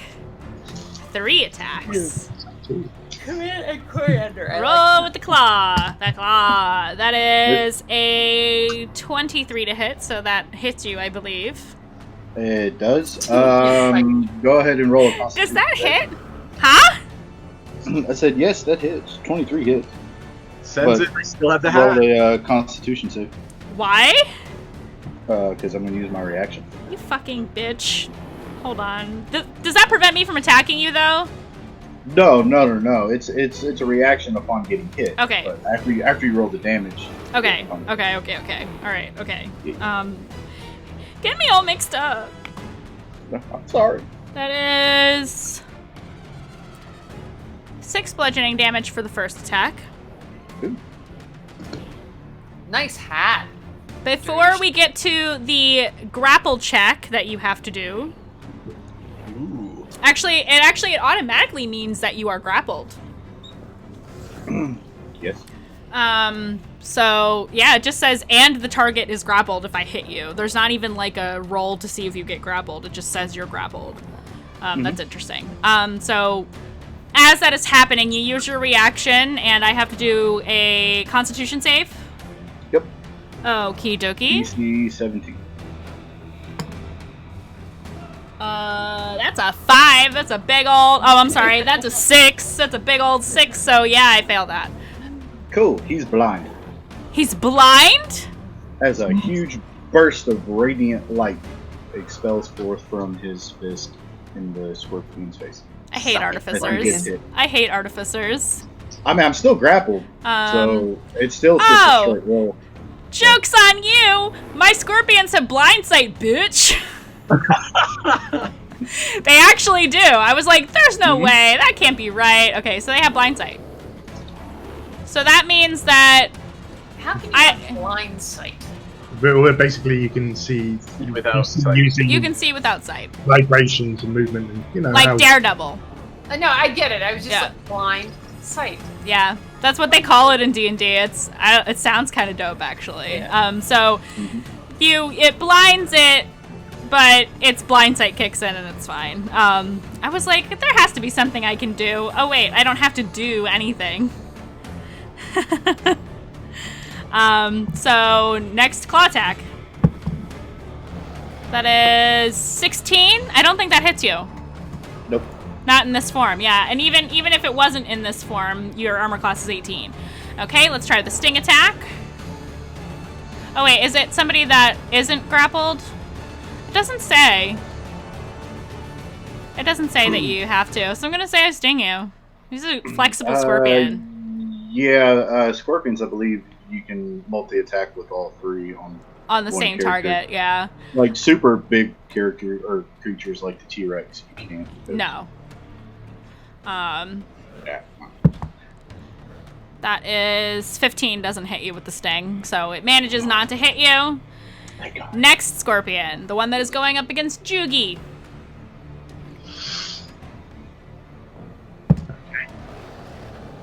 That is a 13 to hit. That does not hit you, correct? Nope. Okay, that's the first attack. Let's try the second one. That is 22 to hit. That hits you. Right? Yep. I hit Okay. you. So that is 6 bludgeoning damage, and you are now grappled.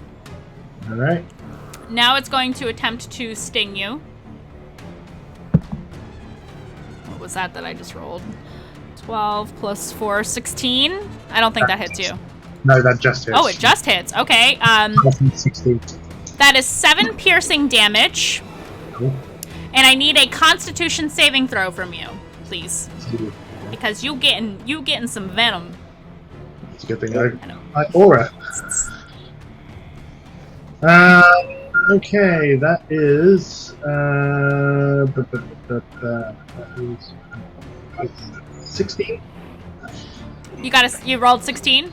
16, yeah. Okay. Alright. You take 11 poison damage. So that's half of what you would normally take, because you succeeded. That's awful.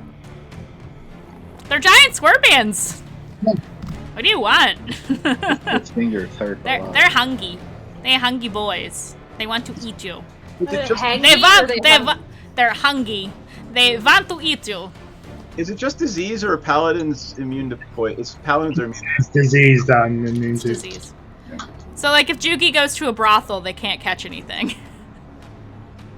Why would you Stay say? away from Silver Hey. Dragonborn, you'll be fine. Why Oh would my you say, god! Why would you say something?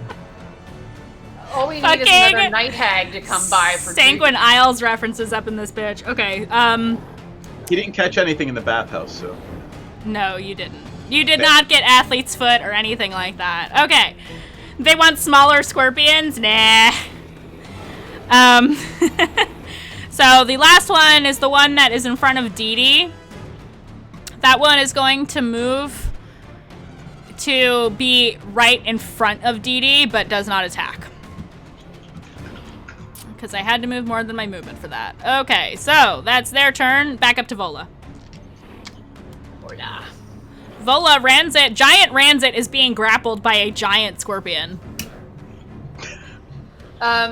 Your brain is just like, huh? Nani? Huh? Nani?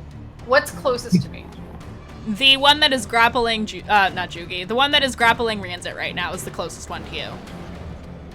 I'm afraid to try a great axe on a scorpion that's anywhere near somebody else, but... I mean, it's a pretty big scorpion. Okay, alright, I'll go after that one. Chop its stinger off. Just, don't roll a nat 1. Thanks! Yeah. Thanks for the Please. encouragement. Thank Please you. don't. Please don't. That would be a 26. Yeesh. Okay, did you get was that a crit for you? No. No? 19 plus 7. Oh, okay, With my okay. great okay. axe. That absolutely hits. Roll your Yes. damage. Damage. Damage. My damage was 10, Okay. and that was just my first attack. That's right. Kick For some my ass, girl. second, it will be Do it. Fold an up. 11. Go, Ellen. Oh, that does not. That does not hit, unfortunately. Sorry. So that's a no on the second one. Is there any movement or anything else you would like to do? I try to get in a better position, like wherever I can get in a better position to help out Ranzit. Like what would make the most Okay, sense. yeah, you can stay within melee range and not like provoke opportunity attacks and like Right. scoot to the side if you want to do Yeah. that. Yeah, Yeah, I'll yeah, let you do that. Okay. Mandy, do you give the if she gets around behind it, since it's grappling Ranzit, if she gets around behind it, the advantage thing? She does not have the movement for that on this turn, but if you can get behind it, I'll allow it. Okay. So that's Vola's turn. On to Druge. Ranzit is currently being grappled by the one in front of you. Vola seems to be attempting to attack from the rear, as they say. You can... For everyone, what else do I see around me? I will say that you can see that Jugi is currently in melee with one of the with one of the, yes, I said it weird on purpose, with one of the scorpions. And while you cannot see Dee Dee right now, you probably heard her go, "Ah, shit." Shit. Or something along those lines, cursing in Goblin or whatever the fuck she does. Probably cackling like she's ready to fucking fight this thing to the death. Who knows? You can also probably hear Jugi being waving around in this floor going, "The Lamb Nathaniel will smack you, you little bastard!" Ow! So yeah, that's what you're perceiving around you right now without having to try too hard because your friends are loud. All right, since I can't see Dee Dee and it looks like Vola and Ranzit have that one in hand, I will go help Jugi and I will cast a second level guiding bolt at that one. God, I wish I could take Guiding Bolt away from you. Aha, you can't. It's such a bullshit spell for DMs. Oh, I was gonna say, it's not a bullshit spell. It's a great spell if you're a player. It's a shitty spell if you're a DM. I should really just double the number of monsters I send your way, and that should probably be the appropriate. That should be the appropriate challenge level for this group. No, what I'm saying is you guys are really strong, so the stuff I send you clearly isn't, posing We're not enough all of a that challenge. strong. No, Mandy, it's simple. You just whatever you throw it that way, just make it resistant or immune to radiant damage. Yep. Problem solved. Yeah, I'm just gonna start editing all the monsters that I send your way to not be what they are on the stat block. Well, there you go. And I didn't roll a crit, and it was only second level, so it's only 12 damage. All right, you kill it. Oh, all right. It also explodes, and Jugi will now be picking bits of things. Oh shit, I fucked up. I put the damage on the wrong one. Hold on. I'm sorry. Hold on. The one that Jugi is fighting takes another 12 damage. Wait, let me see where it's at. Oh, so close. That's Sorry. okay. If you had attacked the other one, you would have killed it, but I wrote it on the wrong one. I think Walla's got that one well in hand. So Yeah. I will try to maneuver around behind it if I can with any movement, since I didn't move yet. Behind the one that's in front of Jugi? Whichever one I can get behind. Okay, the one with Jugi you cannot do. The I'll just one try. Then- one that is near Vola, you could get Vola and Ranzit. You could start moving around it, but you wouldn't be able to. In case invisible DD is hiding behind me or something. Yeah, you would not be able to get all the way around it. Not quite. Stay and I'll pass. Okay. Yeah, Dee Dee's kind of on her own a little bit. Because Jugi ran off to the one that was flanking, so Dee Dee's kind of alone. Speaking of your friends, Rancid, it's your turn. I didn't skip you this time. See, I'm a good DM sometimes. The best. Let's see. I'm grappled. But would I try to? Don't you wave that thing at us! Okay. How dare you! Disrespect. I'll give it Disrespect! back it. Unacceptable! I'm going to. Sorry. This thing's got me grappled, and Yeah, bring you me need to closer roll to get its out of the maw. grapple if you want. As it's bringing me closer to its maw, I'm just gonna punch it between the eyes. Oh, so you're not gonna try to escape, you're just gonna try to punch it? Yeah, It's like a kaiju battle up in this bitch. pretty much. Yeah. 21 to hit. That hits. Exterminate. Exterminate. For a second I thought that was Dragon Age music. That's why I picked this one, because it sounds like Dragon Age music. 15 damage. Yes, sir. That is... Hold on, I think you kill it. That's amazing. I want to know how you do this. Oh yeah, you totally kill it. You got So- the armor on. Okay. Oh yeah, we've got to put its eye out. Get down! I'm just picturing you like putting Get in the armor! Are you going to do the game at first? Do it now. Bash. Get in the armor! Do Get it now. down! Ah. Do it now. Get down. I fucking love you guys so much. I just wanted to say that. It's a lot of fun playing D&D with you. Like I always say, you got to do after every eye. Anyway, Bash, please feel free to describe your epic kill. Get grappled, and I'm just sitting there fighting this claw, and it's bringing me closer to its maw. Yep. And I'm just like, time it just right, and just boom, right between the eyes, and it just cracks its exoskeleton, and its brains just kind of start oozing out the top backside, and I drop, and I'm like, well, that was close. Yeah, Druj and Vola, you just see this big-ass skeleton, this big-ass scorpion. Why do I want to say skeleton all the time? It's terrible. I don't know, but stop giving yourself ideas about skeleton scorpions. Hey, I like that idea. Thanks. I'm gonna write that down. Skeleton, hold on. Skeleton. Way to go, Seth. Scorpions. Thanks, Seth. No, by all means, send more undead at us. Really, I'm okay with that. I mean, I you wanna- can I kind wanna of know get How do all you day. know? How do you know it's going to be undead and not a construct made of bones? It's true. I want to know what we see. The two of you see this massive creature that is like clearly strong and still going, go limp and just collapse to the ground. And you see my dog barking. You see Ranzit standing there over this thing with just ichor on his fist from punching this thing like directly in the skull. Okay, and Anything how- else? Yeah, how close is the next closest one? How close do you want it to be? And I'll tell you. I mean, my movement's 30 feet. You Trying to go for can't, another one. You can't quite get to the one that is next to Jugi, which is the next closest one. You could, however, get to Dee Dee if you wanted to, but I don't think you do.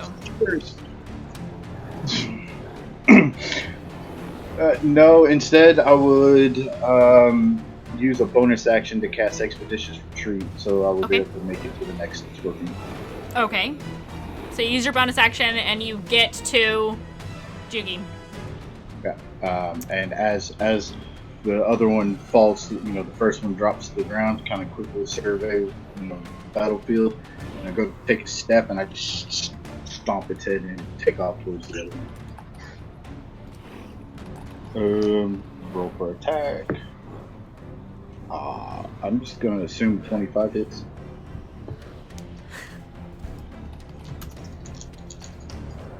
I love how protective she is of Didi. I love the DD fan club that is forming on the internet. Thank you. I would like to be the president of that fan club. All right. Just putting that out there. I'll allow that. 15 damage on the other one. Love the combat music. Thank you, John Plays MTG. Oh, thanks, John. It's from Tabletop Audio for the folks at home who may not have heard me talk about like the setups and things like that in the beginning of this campaign. All the music that you hear on this game for Tomb of Annihilation is from Tabletop Audio, which is free. Yay. Really? I didn't know that. I Yeah. have to suck it in mind. Yeah, it's free. It's fantastic. I love it. It's good stuff. I have all my playlists saved for different aspects of the game. I have all the music set up for part 2 of Tomb of Annihilation. I have all the stuff set up for combat and all that shit. I had a special playlist for when you guys were on the sea, all that. Ranzit, were you doing more stuff? No, I moved and attacked Okay. that other scorpion. Wait, what did you hit it with? What was your roll to hit or whatever? 25. Oh yeah, that hits big time. 15 damage. 15? Yeah. You kill it. Oh shit. You're just punching these motherfuckers to death. I'm an angry little gnome. They explode. Goblin Community College. GCC. UCC! Gotta represent! Okay, so that's Ranzit's turn. On to Didi. Oh, you already designed it? I need to see that immediately. Yes. What the fuck? You haven't sent it to me. I'm offended. It's in the thing. It's in the contest thing on the Discord. Remember? Which Little channel? goblin head. Did I say that? Yeah, you suggested a Latin phrase that I wanted to put. Oh, yeah! Listen, my brain is not in my skull currently. So I'm going to look at this fucking scorpion that's in front of me, right? Yeah. I'm a little annoyed because, like, why would they come after me? I'm so small, I got no meat on my bones. I am not delicious, I'm green. I mean, you're easy to... Never mind. And then I'm gonna just give it a little boop on the nose. And that is a natural 20 Motherfuck. for my inflict wounds. Oh yeah. Wow. Alright. Ooh, time to suffer. That's 26. Okay.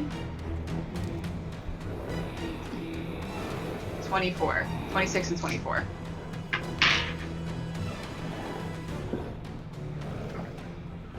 Oh, so close. I kind of want to just give it to you because that was dope. And as then fuck. I am going to use...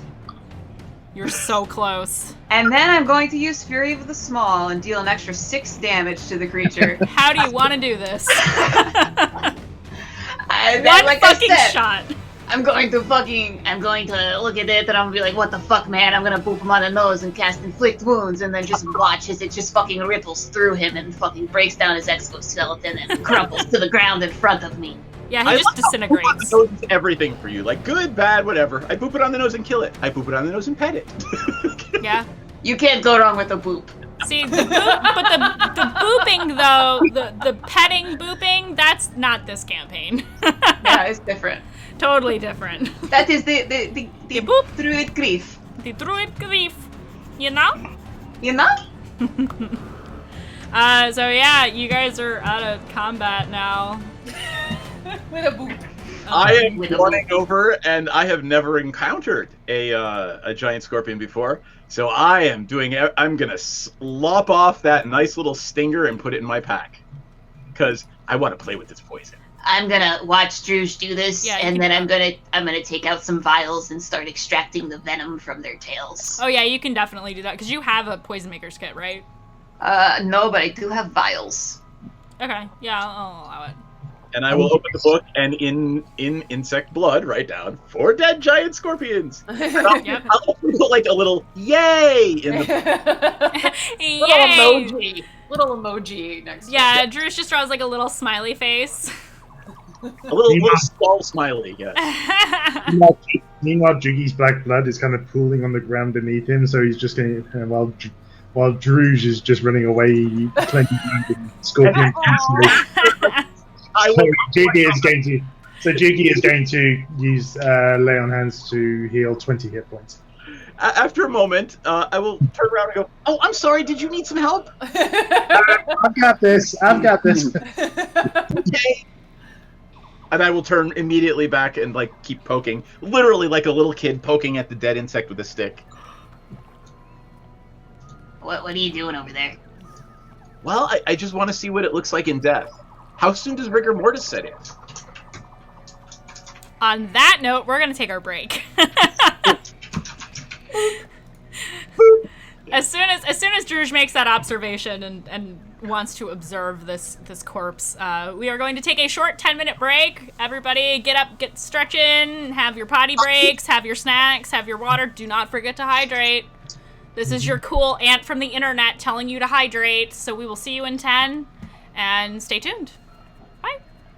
Bye. Bye. Bye. Hold on, I have to turn off. That's not big enough. No, that's not big enough either. That's more like it. We're delighted to have you with us. To add to your enjoyment, we're all wound up to bowl you over at intermission time with live wire service at our snack bar, where you'll find a tempting variety of favorite foods and beverages. Now it's showtime, folks. And you can be sure it's the best show in town. Your continued patronage is very, very welcome.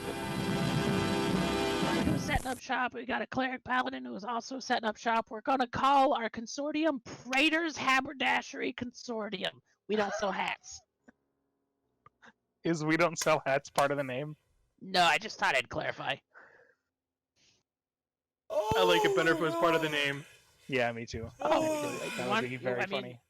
I'm the head of it, so like we could add that to the name. Yeah, we will then. We're gonna have shirts made. I gotta get their portraits all put together, and we're gonna have merchandise. Oh my god! This is gonna be awesome. Raiders Haberdashery Consortium. Parentheses. We don't sell hats. I would buy one of those shirts. It's intermission. Rise and stretch time. Time to refresh yourself and visit our snack bar. Got a yen for hot popcorn? Your favorite soft drinks are sparkling cold. The juicy Frank sizzling hot. There's delicious coffee, freshly brewed, and all kinds of ice cream and candy to tempt you. Showtime will be announced loud and clear to get you back to your car in time. So stretch your legs. Come to the snack bar now. They don't really apply to level 0 characters. They don't? Okay. All right. So then I won't grab them. I thought that crit might be that extra one. Okay. So here's the regular damage. Oh, say good night, Francis. Oh, that's Chip. Oh. Oh, I'm sorry, Chip. Suck it, Chip. Whoops. I thought kidding me. I'm sorry, sir. This is a private mountain. But I only wanted This mountain is reserved for patrons. But it's a supply depot for all sorts of good things, which people can get at the snack bar. Like soft drinks, candy bars of all kinds, delicious popcorn, and refreshing ice cream treats. But I am a patron. Well, why didn't you say so? Be our guest.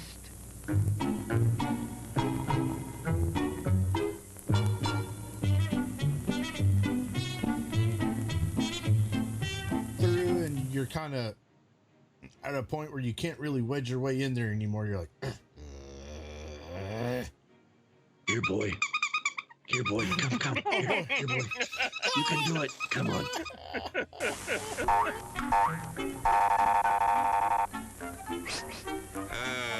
Yes, sir. May I help you? I'd like 2 of those, please. Hot dogs?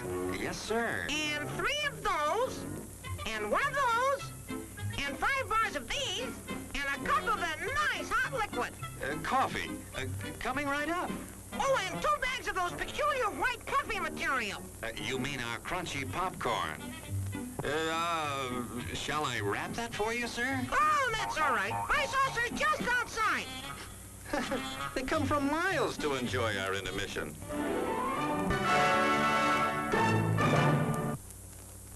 I'm terribly sorry. Bjorn, you explode, and in your place is a sweet roll.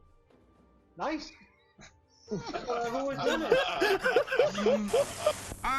Hello there. Give the demonstration of my new invention, the goodies machine. The machine turns out delicious hot doggies one after the other.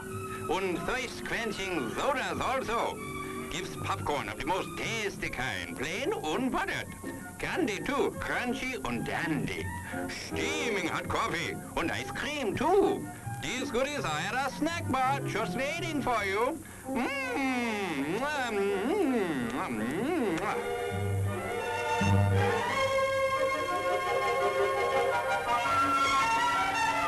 Private messenger. And do you know how to do that in Facebook? I mean, in Facebook, whatever. What the hell? What the hell? What the hell? At least Facebook is still around Wow. hundreds of years into the future. Hey, why mess with a good thing? Go ahead and right? clip that one, guys. And you can send that one to me later, too. Thanks a lot. As everyone knows, rainbows usually have a treasure at the end. Let's follow this one and see if we can find the pot of gold. Father, I suppose you've come to claim me treasure. Well, we'd like to see the gold first. Ethan, there's better than gold in here, me lad. No, just look here, no. Candy, refreshing soft drinks, popcorn, ice cream. Well, that's some treasure, but anyone can buy luscious treats like these at the snack bar. You don't tell me. Do you suppose you could get me a job as a snack bar attendant?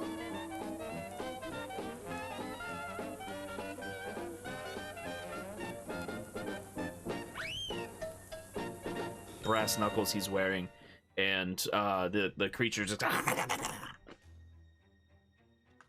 How did the creature go? One more time? What? One more time? No, that was it.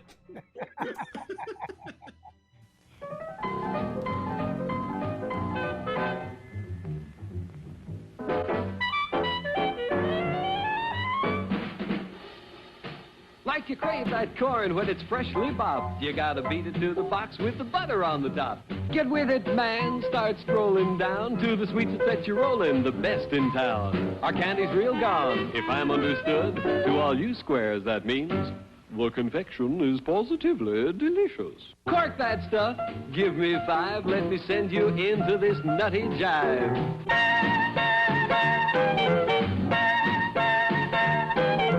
Go, man, go! It ain't very far. Shake it on down to this cool snack bar. Come on, Jill, give us a treat. A friendly pepper-upper with a tasty beat. Drink Dr. Pepper, Dr. Pepper, 'cause it never lets you down. Frosty, man, frosty. People, we might be able to take care of that. I I'm understand. gonna sing the Doom song now. Oh, God. Doom, doom, doom, doom, doom, doom, doom, doom, da doom, doom, da doom, da doom, doom, da doom, doom,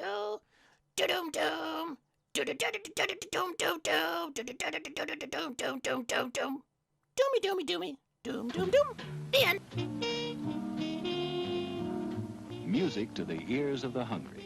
The sizzle of a mouth-watering hamburger. Fresh, lean beef, done to a golden brown, couched in a soft bun, and garnished to taste. Man, that's hunger heaven. And you'll feel like you're heaven sent when you get one at our refreshment stand. Happen, let me see. Is there a deception check? for a horse? Does a horse have a? Ooh, it's going for the deception for a horse. Yeah, horse I has got love it. deception. So the horse goes up, and you see it. It's looking a brief second. It looks at the plant like maybe it's something even tastier, but then it sticks out his tongue and it pulls back, and then it backs up. It's got the sugar cube in its mouth and its eyes go boing as his eyes just go, and it starts woo, and it starts bucking, and and it just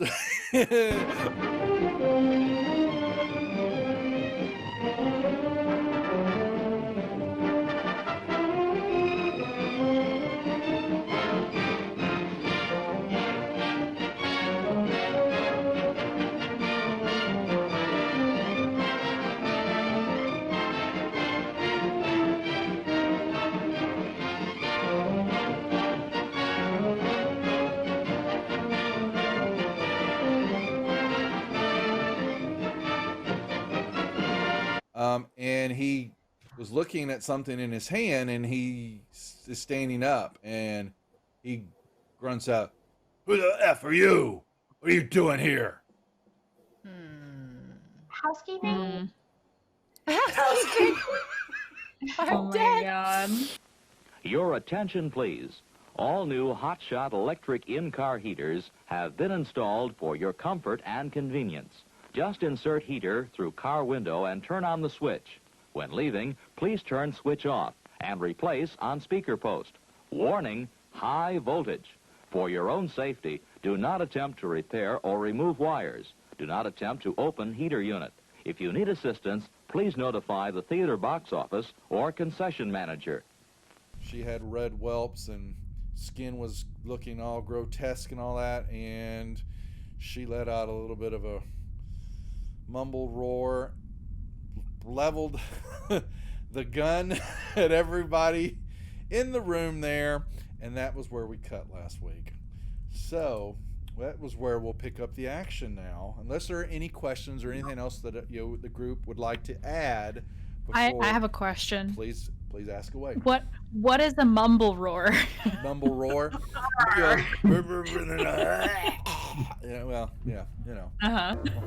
Settle back now, content, comfortable, well-fed, and ready for some fine entertainment. Is everybody happy?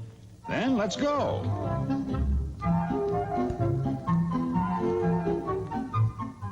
It's showtime.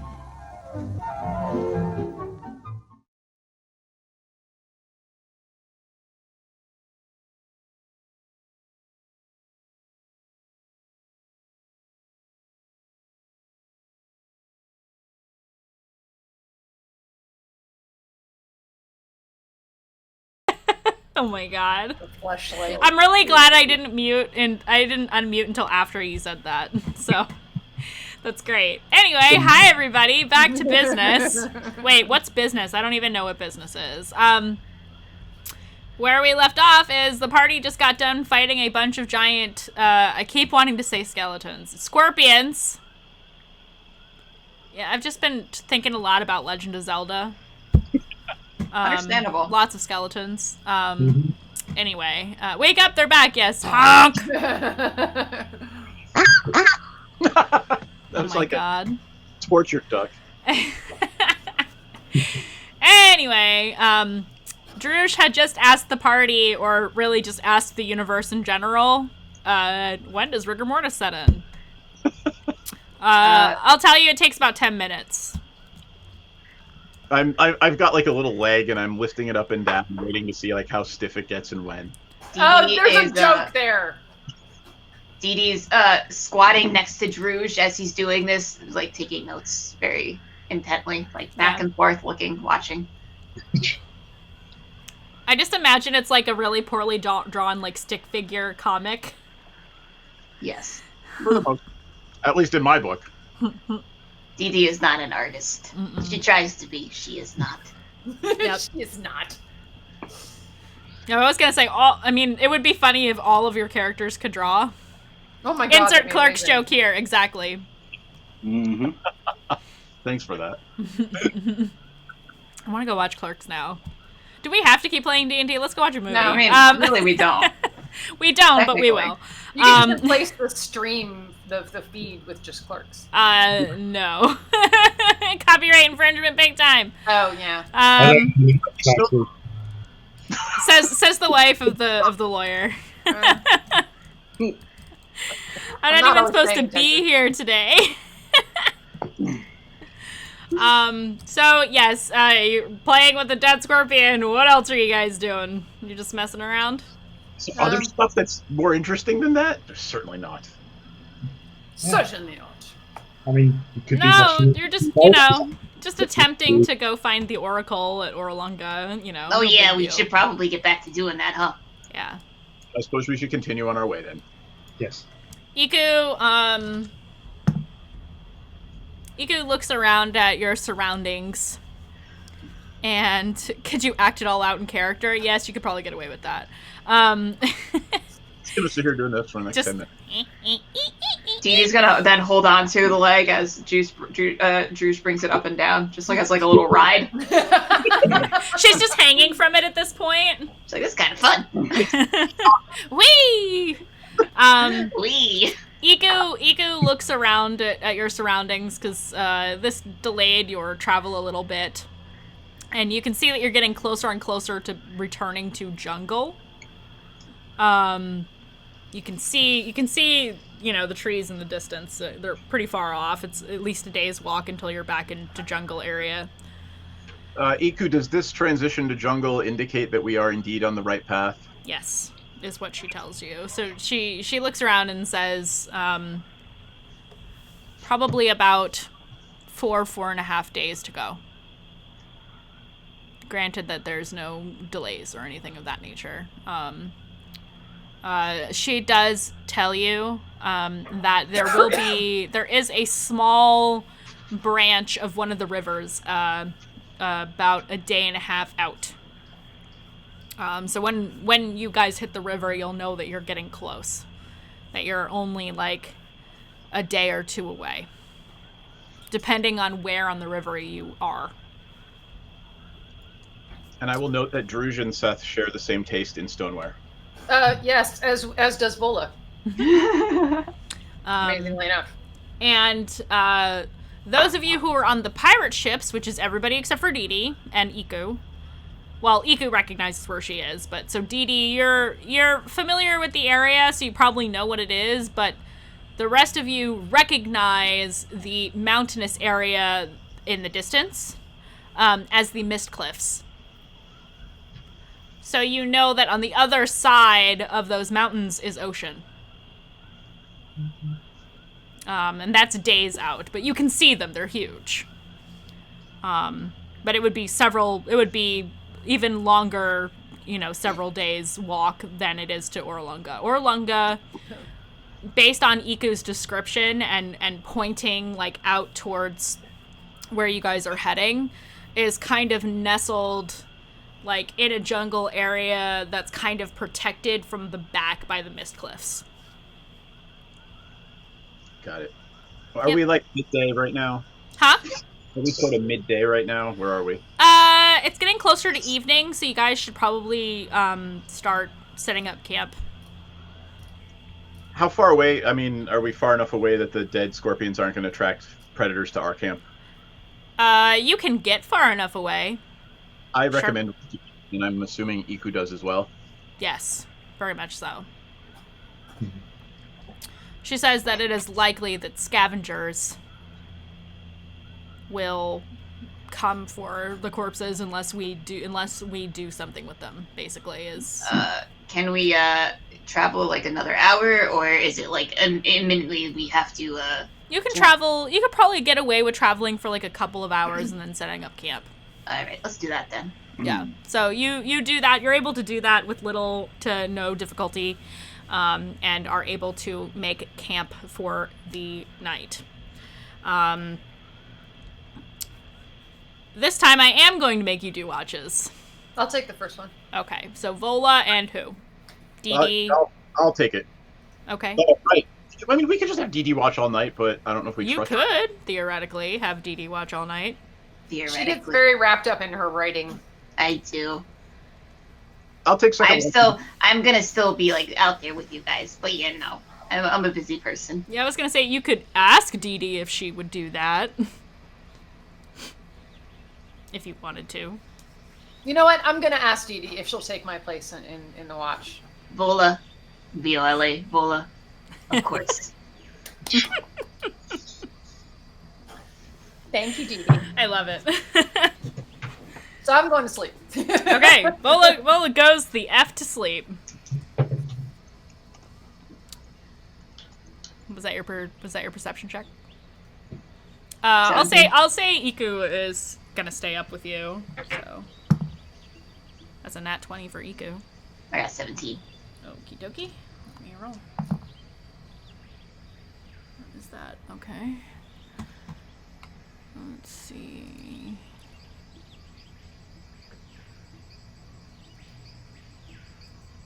Not that.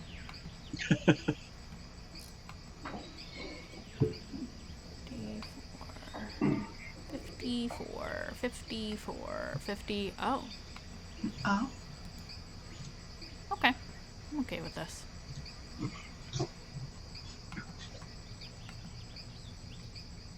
How many do I get? It's quiet. Too quiet. It's too quiet. Too quiet. Too quiet. Nothing could possibly go wrong. Huh. That's the first thing that's ever gone wrong. Oh, okay. There we go.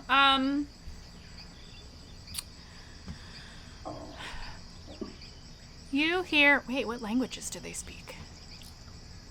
Oh, okay. I'm gonna be very disturbed if there's like abyssal coming out of the jungle.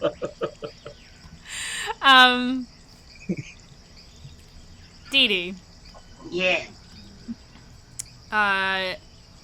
Both. What was your perception check again? 17. Okay, that's pretty good. You're kind of sitting and writing, but you're look up periodically to kind of keep an eye to make sure nothing sneaks up on the camp. And Iku is kind of she's like leaning up against one of the boulders that you guys have set up camp next to after thoroughly checking to make sure there's nothing living inside of the boulders. Iku was definitely like searching about to make sure that there was no nests of anything else nearby. And she's kind of leaning up against this boulder, kind of off to the side of you. And not far away from the camp, you hear voices. However, there are languages that you do not understand.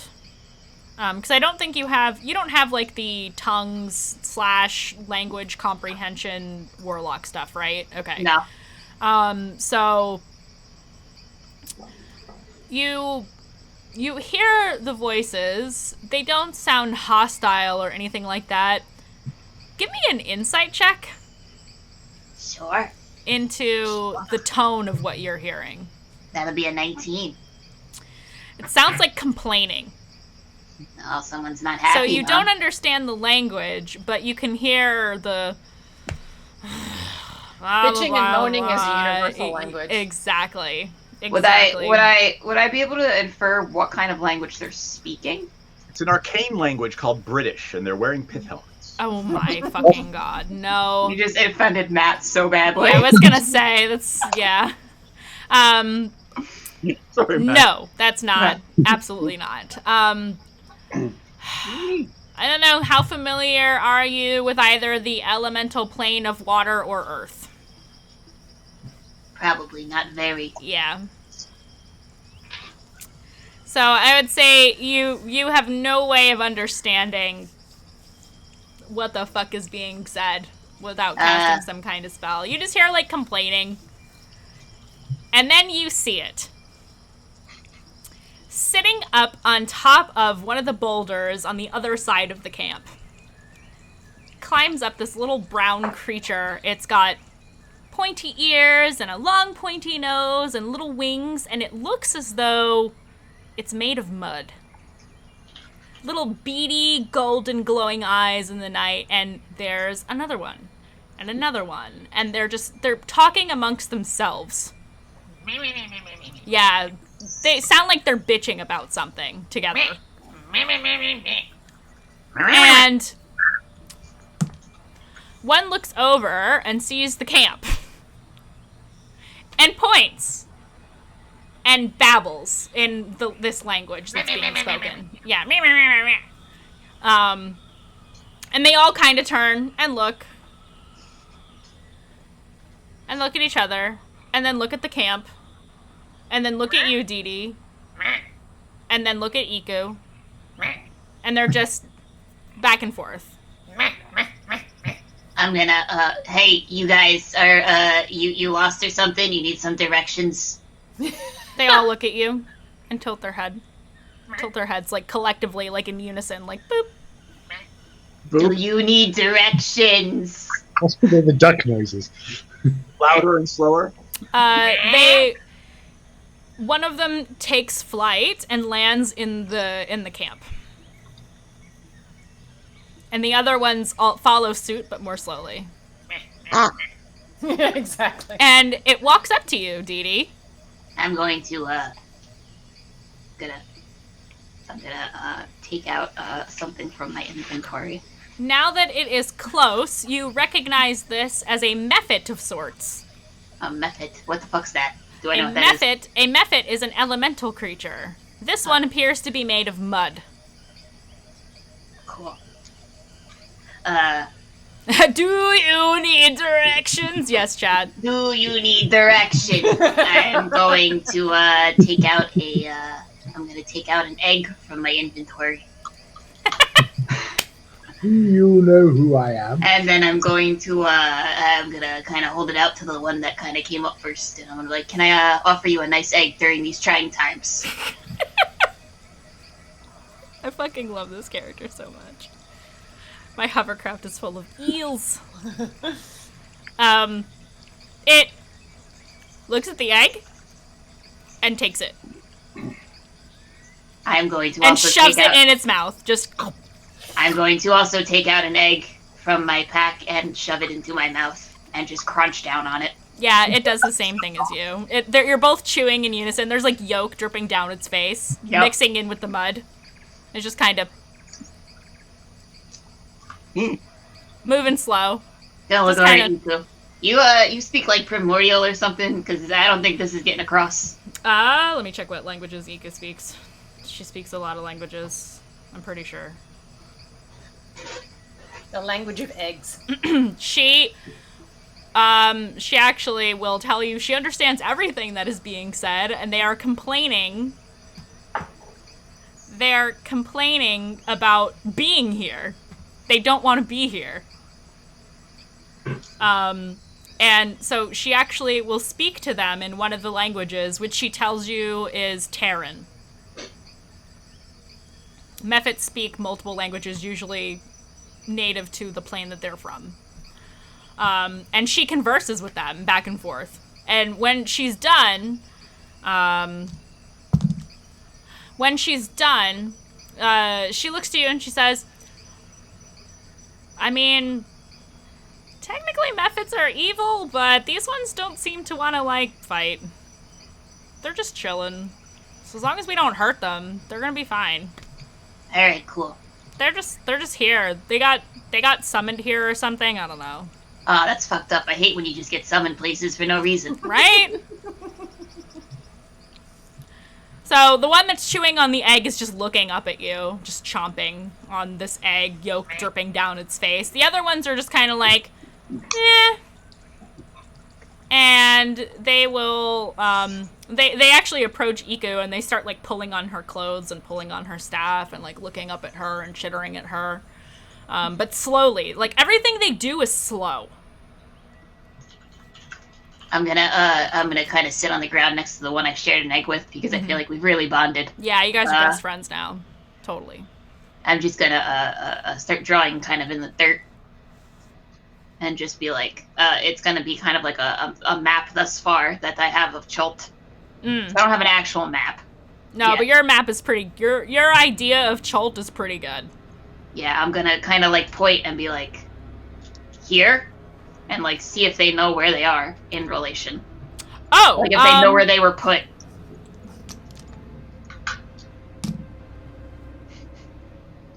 It looks at the map, and looks at where you point, and looks at you, and goes, shrug. Just shrugs at you. I feel that, buddy. I feel that. I feel you pain. I'm gonna kind of kick the map around so it disperses. Yeah. It just like is poking at the ground now. And you hear like a rustle, like off to the side of the camp, and they all look up like quickly and melt into the ground. Oh shit! What's that? What's over there? They're just like into the ground, gone. Oh. No trace of your little friends. Aw, I shared an egg with that guy. There's like a little piece of like eggshell on the ground where he was. I'm gonna pick it up and put it in my bag to remember him by. Yeah, feel free to add that to your inventory, I guess. Piece of eggshell.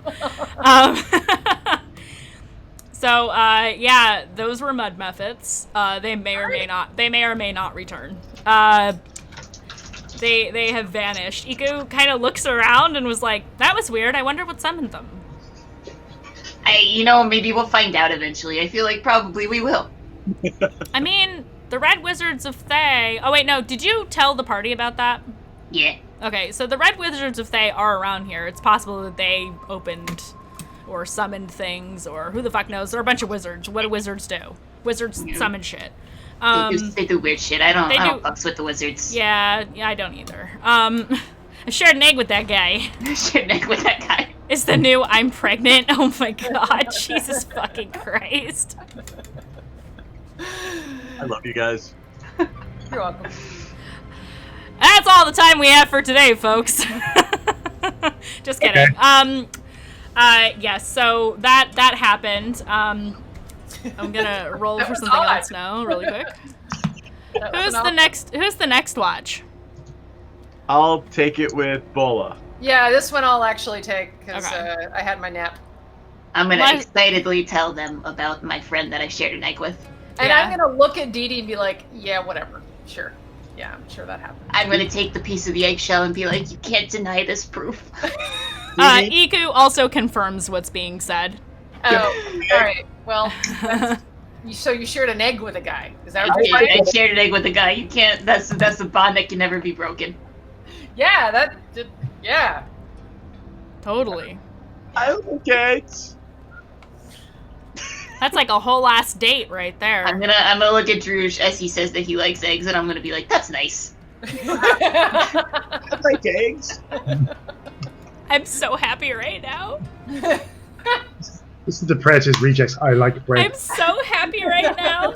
Oh no, why is he happy? So, why is the DM happy? I'm so happy right now. I hate when the DM's happy. Yes, okay, alright. No, everything's fine. So, Druge and Vola, I would really like, some, I'm just so excited I can't even talk right now. Perception checks. Perception checks, please. Jesus, alright. Natural 20, 24. 2. I got it. Where are these natural 20s coming from, Bruce? Yeah, natural 20, 24. How many is that today? Wait, was that 2d6 or 3d6? I don't know, I'm rolling them all on D&D Beyond so Mandii can see them. Is that... Oh, it's 3d6. I get to roll another one. It's a good thing you interrupted earlier, too. Yes. Say something. I'm so happy. Nothing to see here. Everything's fine. Yeah, I told those lies last night too. I drank a lot of wine today. I have no poker face.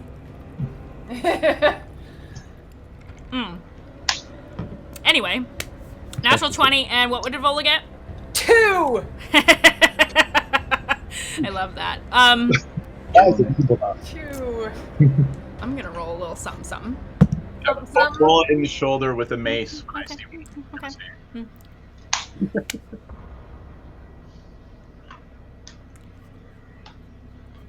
Vola,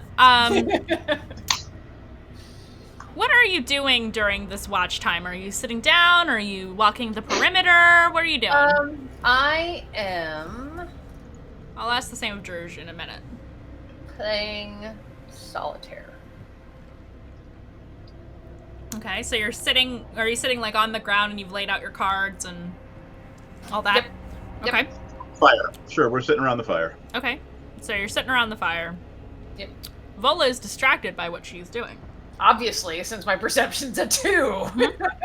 However, it plays into whatever you want to do as the DM. I'll get up and walk the perimeter.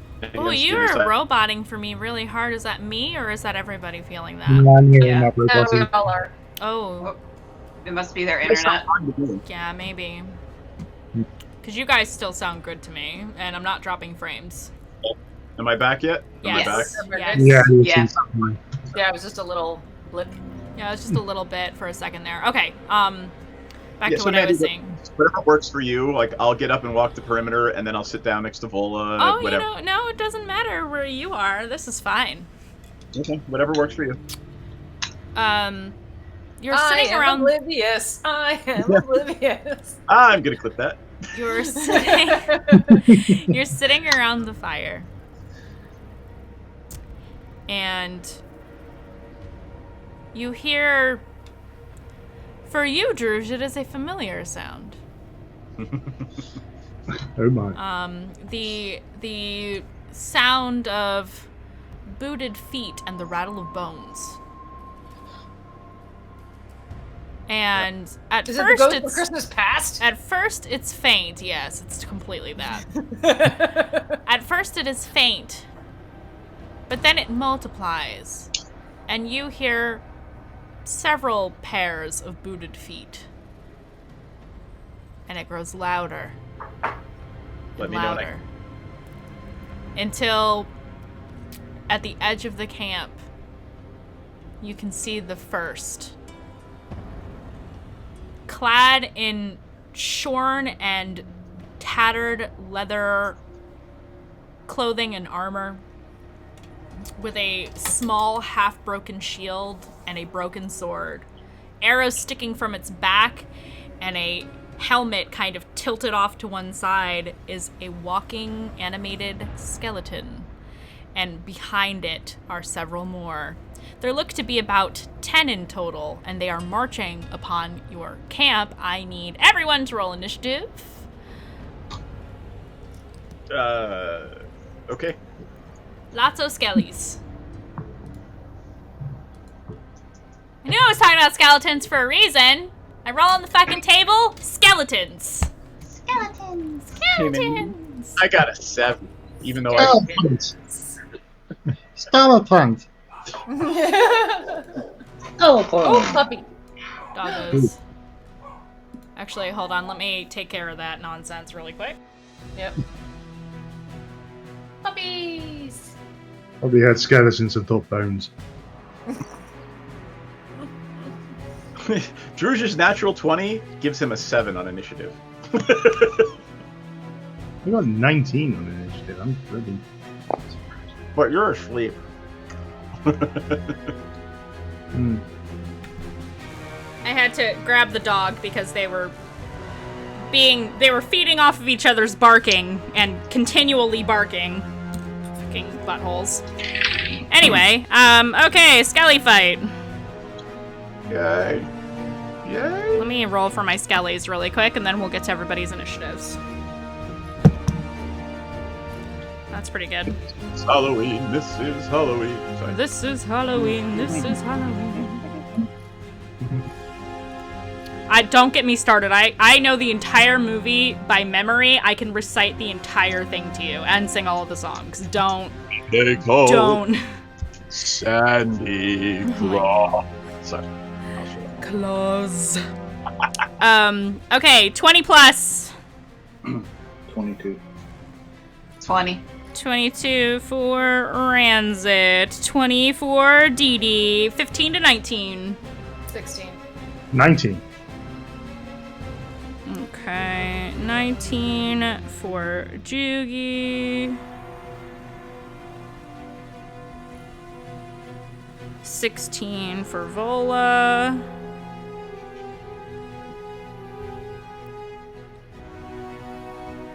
Druge, what did you get?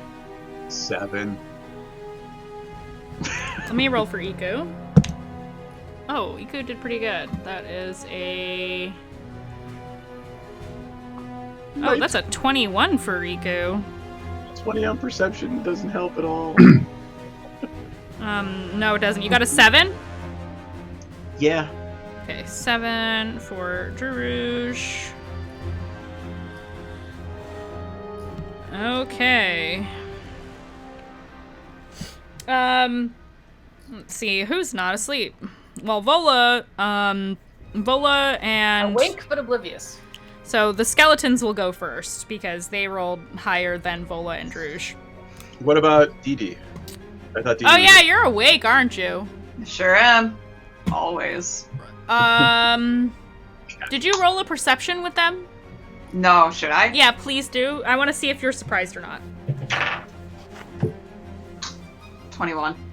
You are not surprised. So, Didi, while you were probably casually observing Druge and Vola in their downtime, you saw these skeletons and you are ready to go. There appear to be 10 of them. What are you doing? Let's see.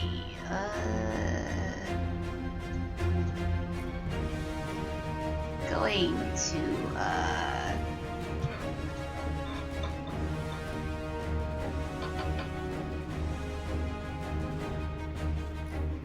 I'm gonna, cast Eldritch Blast. I'm gonna start blasting. Eldritch Blast.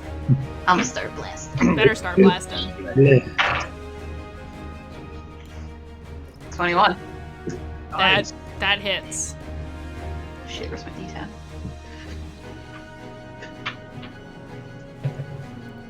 That's gonna be, a 2. Okay. Second one. 19. That hits. That'll be a 6. Okay. Are you hitting the same one or different ones? Yeah, same one. Okay. So the first one was a 2, the second one was a 6.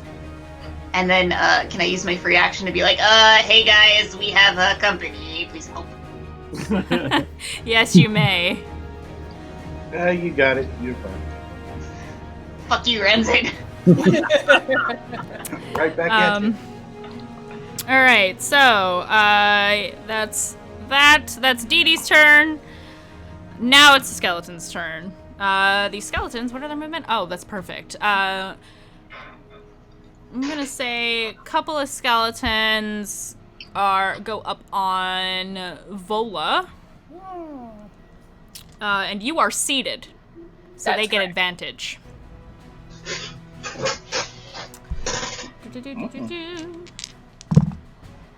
Just don't touch my knees. That is... I can't promise that. That is a... Oh, they have... Okay. That is 23 to hit. That hits you. Yes. So that is 5 piercing damage. Ow. And you're not raging yet, so you do not have that. Right.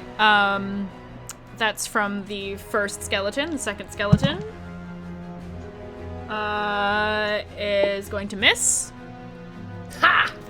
So that's Didi skeleton, Vola. Okay. So that's those 2. 3 skeletons are going to advance on Druge. The first one is going to attempt to hit you with a short bow. Ow. That is 16 to hit. I don't think that hits you. Clink. Yeah, it does not hit you with that first one. The second skeleton is going to attempt the same, so they're kind of hanging back. That is 17, doesn't hit you. I'm gonna put stars next to the ones that have bows. Okay, and the third one is advancing on you with its short sword. That's a 20 to hit. That does hit you. That is 5. Oh, is that nat 20? No, 20, dirty 20. No, if it was a crit, I would tell you. That's a dirty 20. And that is, yeah, that's 5 points of piercing damage. Okay. Ow. Ow. Elliot. Ow. Ow. That's those skeletons. One of them is going to rip through Iku's tent and attempt to attack her with a short sword. The fuck? Oh shit. No, Iku. Okay, Iku takes some damage. Let me do for Iku. Okay. One is going to tear into... a couple of them are going to tear into Ranzit's. So the first one. And you're prone, so it actually gets advantage because you're sleeping. Still does not hit you. So it breaks into your tent and is like, it basically like swipes through your tent to get in, but isn't able to hit you. So that one is going after Ranzit. And then one is gonna go after Jugi. That doesn't hit. So many skeletons. Does not hit. It's basically entered your tent the normal way. It didn't rip through your tent. So it came into your tent, did not manage to hit you. And the last one is going to go assist the one that's attacking your friend Iku. Okay. Okay, that's the skeleton's turns. Vola. You guys got stabbed in the back by a fucking skeleton. I bet you're real mad right about now. Yeah. He also messed up my solitaire game. He did. Completely messed up your game. And, you know, I don't like my Solitary cards rage, the worst rage of all. That's so true. So true. Oh, so I assume I have one of them like over me, that one that tried to stab me or whatever, or did stab me. Yes. There's two of them. There's two of them kind of standing over you. So I'm going to take my great axe off my back and try to shove up on it. The one that is closer. 18? Yeah, that hits. For 8 damage. Okay. And then on the second attack, try to hit again. Are you attacking the same one twice? Just making sure? Okay. Yep. 16? That hits. Awesome. 13 damage on that one. You knock it to pieces. Scattered bones! I like a rain of bones around me. Yes. Making it rain. You're just like at these bones. They make telephone sounds. That's Vola's turn. On to Drush. I don't know. Right, because you did all your attacks? I'm sorry. I did. You did. Okay, yeah, Drush's turn. I don't know if these things are constructs or undead, but I'm going to assume they're undead, so I will try to turn Yes. Yes, they are. They are undead. them. Alright, I will turn the undead.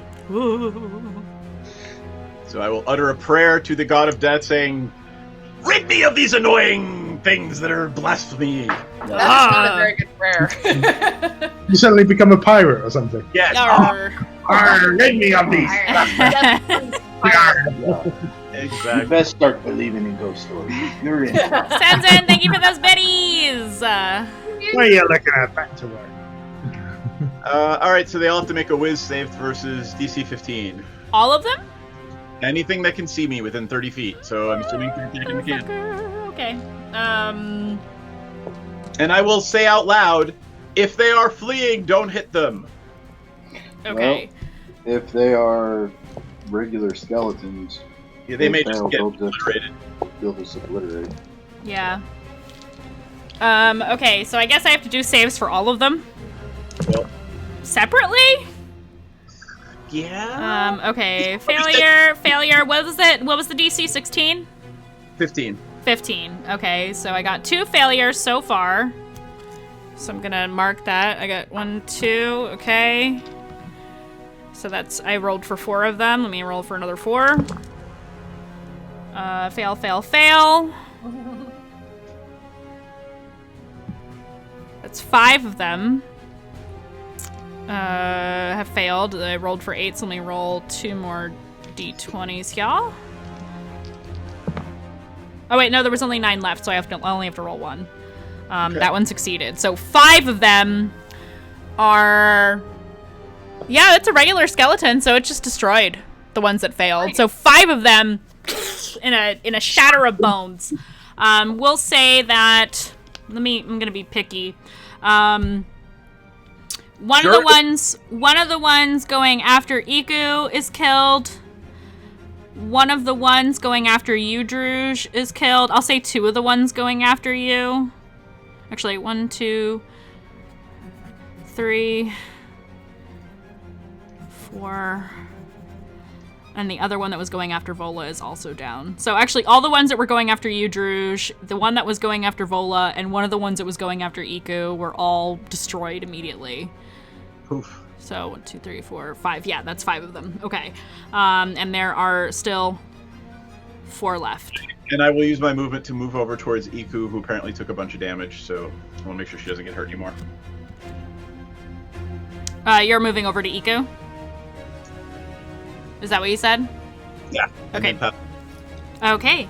That is Druge's turn. On to Ranzit. You were just had a rude awakening, and there is a skeleton standing over you with a sword.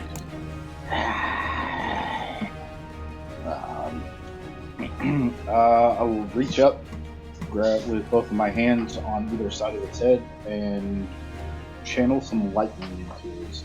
Fuck yeah. Metal Metal as fuck. In the words of Rusty, I'm getting too old for this shit. Shock and grass that motherfucker. For this shit. I told you I don't like being a worker during my sleep. Beep. What is my spell attack? I don't do many spells. 16. That hits, yeah.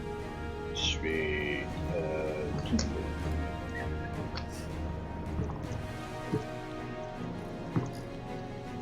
13 damage. You just fucking fry this thing and it's dead. It has precisely 13 hit points. So you boop that motherfucker to death. I just reach out, grab it. I don't like being a walking. Yeah, the rest of you just see it goes limp. A flash from his tent. And let's see. That was an action. For a bonus action, I'll just take the skull and throw it at another one. I don't know. I'm going to yeah, I'll allow it. It doesn't do damage, but I'll allow it. Yeah. It clatters. And then I will start grabbing my armor.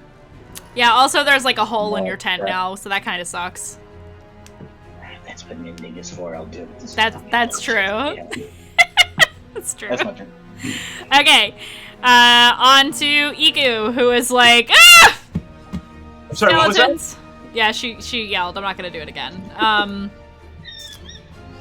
Let's see. She is gonna whack the skeleton with her staff. So I'm gonna... Like Yoda and R2-D2, just... It doesn't hit with it. She just wildly like at the thing, and does not hit it. That's Iku's turn. I will say she gets up, at least, so there's not advantage against her anymore. On to Dee Dee. Me again, it seems. Yeah. Hey, where did that... Wait, did Yugi go?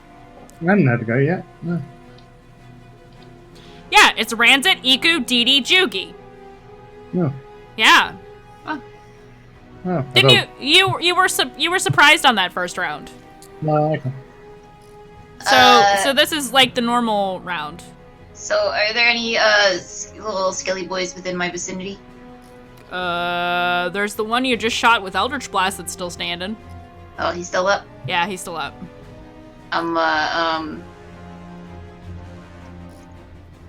There's one going after Iku and one going after Jugi. There's 3 left. That's all that there is. I gotta go help my goblin adjacent, bro. Hey. Okay. I'm gonna go Eldritch Blast, the one that's attacking Jugi. Okay. 17. That hits. A 1. Oh no. A 1, a 2, a 3. A 1. 19 plus 7, 26. Oh, that definitely hits. That fell. We'll just ignore that. Yeah, re-roll that one. 6. Okie dokie. Where are you? Oh no. You lost it. Good thing you have I'm more done. dice. Alright. Yeah, I'm done with that. My turn. Now it's Jugi's turn. Okay. So I suddenly wake up with the sound of a short sword clanging on the ground. Yep. Bang. And I grab my polearm, and I like to think to the sound of Ride of the Valkyries. I just. Dun, dun, dun, dun. I like to think it's Ride of the Valkyries, but it's actually like Oh my god! Yeah, not in Juki's mind. Juki's mind is like. And then just starts striking at the. I just hear dueling banjos when I think of Jugi. Oh god!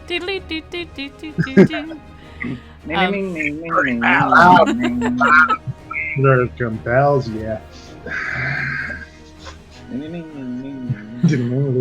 power of Lathander compels you. Family. Hallelujah! Hallelujah! Sing Oh, his praise sing the it. glory of Lathander. Praise the glory of the morning Lord. Can I get an amen? Don't And get every me time Jugi Well, heals dude, somebody, it's you are healed, yes! The blood of Lathander has brought us some blood. Oh my god. Anyway, so alright, Yeah. so that's a non-natural 20. Okay, that totally hits. And I'm gonna roll, and because it's a skeleton, I am obviously going to be rolling a divine spell there. Aww. Aww. So the slashing attack is actually a full damage 14 plus plus 4 radiant damage, so 18 in total. Oh my god, I can see him sleeping on the couch behind you! Sorry, you said how much was the total? 18. Damage? Oh yeah, Yeah, this thing, you fucking murder this thing. Yeah, it was 14 for the halberd attack plus 4 for the radiant. Yeah, you kill it. And then I just step out with the Ding, ding, ding, ding, ding, ding, One thing ding. I've got to ask. One thing I've got to ask: do I need to roll for initiative for Barry, or is he just snoring away? Barry. I'm sorry. What are you trying to do? Something with Barry? Yeah, well, is Barry still sleeping, or is he awake? I would imagine Barry is awake now. Okay, do I need to roll initiative for him, or is he running on the same turn? Make him go the same. Yeah, I would just make you guys the same. Okay. Is there any other skeletons nearby? Chugi and Barry. I'm adding that to the roster here. Okay. Yeah, there's a skeleton in Ika's tent, and there's a skeleton that's kind of standing like near Druge and words. I can't words. Druge and Vola. There's one. Vola. Yeah. It's easy to remember my name. So you can get to the one that's in Ika's tent. Okay, so with Ride of the Valkyrie still in the mind, Jugi is going to pirouette and leap towards this other skeleton. Nightgown flying through the air. And attack. Attack! That's only going to be an 11, unfortunately. That does not hit. You know what? No. Jugi described the shit out of this. I'm gonna spend my inspiration to let Jugi reroll that. Would you like to reroll? You probably have inspiration left over. I have from last inspiration, session. yeah. Yeah, you know what? How many inspiration have you got? I got one. I've got 3. I'm gonna spend one of mine. Okay. You spent so much time describing it, it would be a crime if you didn't connect. Okay, 15. That hits. Okay. Yay! So yeah, you do the thing. All right. In that case, and I'm going to use Divine Smite on that one as well. Okay. So that is 7 for the halberd attack, and actually, I forgot these are undead, aren't they? So I get an extra D8. Yes, they are undead. Hi, puppy. Smite them. Finn, I love you. Puppy, puppy, puppy, puppy, puppy. Wyatt's like, what about me, Mom? Come here. Come on. Fucking cat. I have a puppy. Hi, babes. Puppies. More puppies. Come on. All right. He tries not to make eye contact with my shirt because it's good. Okay, so that is 12 for the Divine Smite. So plus 7, that makes 19 points of damage. Yeah, you kill it. And I say, Barry, we must smite these undead. And there is one dinosaur left. One skeleton left. One skeleton left, not a dinosaur. Stop. Barry, my brain. Barry just charges up to it and tries to headbutt it. Look at this puppy. That belly scratches. I'm so distracted by this dog. Sorry. That I believe is a 21. It's a 17 Nice. 4. Oh yeah, that hits. And Barry boops it. You don't have to hit it very hard. so I'm just trying to find that. I keep forgetting the name. High. What's the name of the thing? I need to find the bloody monster.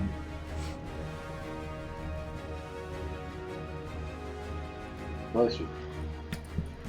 Thank you. What's You need the Hadrosaurus? Hadrosaurus, definitely. Let me get it for you. I have it. I just have to pull it up. I got it now. Yep, I've got it now. Okay. So that is D&D. D&D Beyond. And that is 8 points of bludgeoning damage on Yeah, that you thing. kill it. That one was already damaged. You kill it. Okay. Yeah, that puts it over its limit of hit points. So it's dead. Yay! Droge. Before you go on to Druge, I just want to say Yes. the best part of this is that I have one screen on VC. I have the puppy, and the puppy does something cute, and then I look up at my Twitch screen, which is delayed, and I get to watch the cute thing happen again. The funny thing is, I actually get to watch the expression on your face when you watch the cute thing happen again. All right. Anyway, we're done. That's the beautiful thing about all of that. So after all that, Jugi just basically stands, polearm, on the ground, and he said, "Love the Thunder smites these fools." Yeah, yeah. And now I'm going to smite bed. these fools. Now I'm going to bed. Druge. What's left? Nothing. I think. Bones. For the ones that weren't smited to death, it's just bones. However, I will say that being as familiar as you are with things of this nature, and Dee Dee, you probably feel it too, but I imagine you would keep it to yourself, is this kind of thing wouldn't be here just on its own. There is some kind of dark corrupting magic. And you've been feeling it this whole time, but just from this happening, you feel it even more strongly than you have been. And when you think on it, you feel like you've been feeling this dark necromantic energy throughout the jungles as you've traveled. And it's, you know, some people just say magic is, you know, just part of like doing spells and things. The way I kind of do it when I DM is you can feel these things. You can sense these things. You're in tune with this kind of magic. And not only that, but it manifests itself in the air around you. There's magic all over the world. And it's not just something that you feel when you cast a spell. That being said, the air is heavy with necromantic, corrupting energy. And you realize that that's kind of the baseline in this jungle. While this is going, we're out of combat now, right? Yes, you are out of combat. I am going to very methodically and calmly walk up to each one, put my foot on its throat, snap off the skull, and crush the skull each time. Each one. And as you do, that feeling gets less and less and less until it's back to that baseline you were used to. I will look around and may I make an insight check to see if anyone else noticed the same thing I did? Sure. Would I have noticed That'd be this? a 26. Paladin as well. Jugi, I would say you could attempt to sense it, but I would want to check from you because your world experience is not the same as Druz's. He has world experience? I know. He has world experience in the world of death. Necromancy experience. He has plenty of experience in the world of death and the dying. So what am I rolling here? Is it, I would say Arcana right. or Religion. I will go for religion then.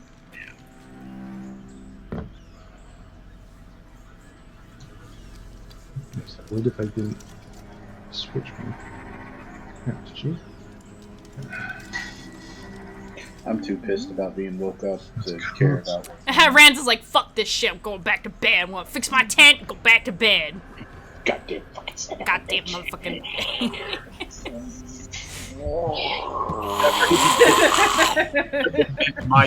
Rance is not very good when he doesn't get enough sleep. Oh yeah, he a cranky old man. He clanky. He cranky. I rolled a 16. You feel like something's not right, but you can't quite pinpoint. Because... Oh my god, goofy sounds, how dare you. Scared the shit out of me. Who did that? That was Bash. It wasn't me. Well, I don't see it in chat. Who did that? I don't know what you're talking about. It wasn't me. I think that's a Yaha. I'm not on my computer. Yeah, I heard that. I don't know where that came from. Anyway, So as I'm doing this, I will catch Dee Dee's eye and see if she understands why I'm doing what I'm doing. What are you doing again? I am stepping down on every single skeleton's neck and snapping the skull off and crushing it. I'll help him. And I will look at everyone else and say, there's a reason for this, and it needs to dissipate the and I'll go into this weird-ass description of entropic energy and how death interacts with the world of the living and yada, yada, yada. Yeah. It's really abstruse, and Dee Dee probably doesn't care anyway. And I hear him talking about it, and I just give Druge a... I'm just kind of, as Druge is stepping on them, I'm kind of just putting all my weight into it with 2 feet and like jumping on. Because I am small. I don't have that much horsepower. Roll me a d20. I will, you know what? I will reach over and go, it'll be much easier, and I will guide Dee Dee. Okay. You get guidance on the d20. It's just a d20 roll plus guidance then, I guess. 5. It cracks a little bit. I'm gonna do it again. I'm determined to help Drew. Do it again. Wait. Can I hand Dee Dee a mace that's like as big as she is? And Dee Dee, here, try this. Sure. Dee Dee. For shits and giggles, why not?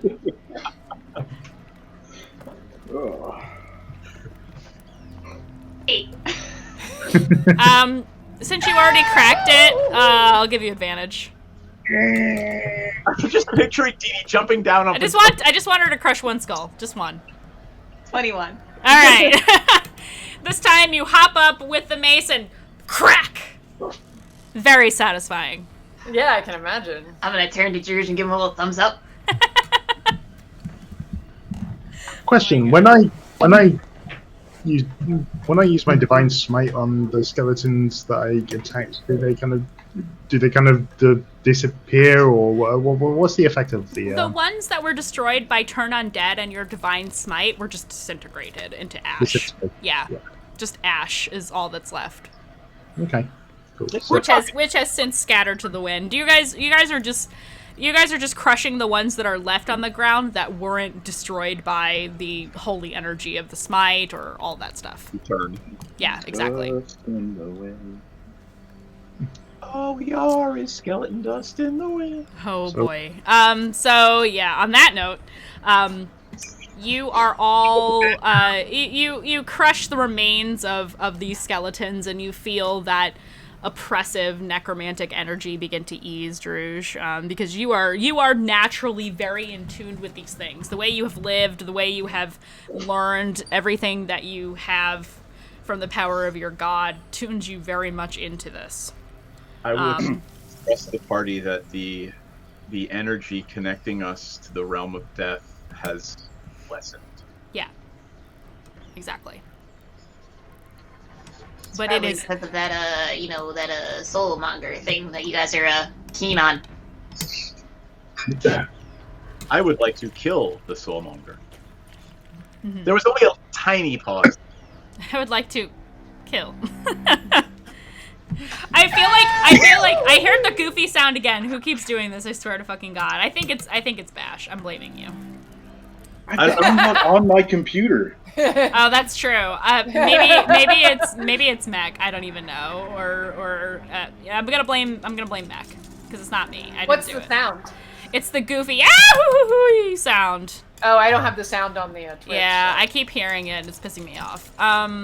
So whoever's doing it, snap. I don't know. Might be Duff. Duff might just be trying to fuck with me right now. It's fair to him because it might be. In the back of your brain, start setting up the Druge and Big Bad romance subplot. Oh, I've already written that. It's done. It's ready to go. You're gonna see that soulmonger, and we're gonna have to fade to black on that one. I will say that. Actually, you know what? Never mind. I'm gonna retcon what I was about to say and not say it. So yeah, you guys are out of combat. You destroy the remains of the skeletons. You are able to resume your night's rest without further incidents. Let's roll for a transformation for Juki. That's a 3. Oh, there is a transformation. Yes, indeed. Ooh. Juki's 7 feet tall now. 1 foot tall. What? Mandy? Yes. Oh. It's a 12. Oh my god. Oh my god. Okay. I'm excited. I'm okay. This Are you gonna tell them now, or are you gonna wait till I say it's Did morning? your name get longer? What happened? You remember Jugi's form before she became more feminine? Who's doing the Doom thing now? She's back to that original form, and the hair that was starting to grow is gone. Yep. She has become. They have become more masculine. Yep. Oh. So yeah, the. So Jugi is no longer a magical girl living with Andrew? Correct. Jugi is now a magical So we're not going to have Yes. another light as a feather Bloody Mary night? I mean, you could still do that with Jugi. I mean, mutations are ongoing for the time being, so who knows? There might be. I don't know if Dee Dee would be as into Light as a Feather as Rosie was. So. Probably not. Actually, I don't know. I don't know, maybe. Would Dee Dee be into that? I would just prefer it if no one touched me, to be completely honest. Don't perceive me. Don't touch me. Please do not perceive my body. I am a small gobbo child. I just don't want to be touched. Thank you. Hunched over at the top of the room, like, right as a feather, stiff as a board. Right as a... So yeah, her voice is a little. So yeah, that voice is a little lower. A little lowered again. Okay. Back to the. Now you gotta do the How tall are southern you? voice. Light as a feather, stiff as a board. Light as a feather. Yeehaw, motherfucker.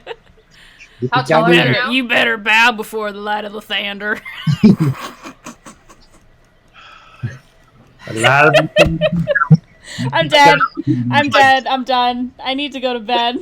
Okay. I'm picturing like the cross on Jugi's shield now. God damn it.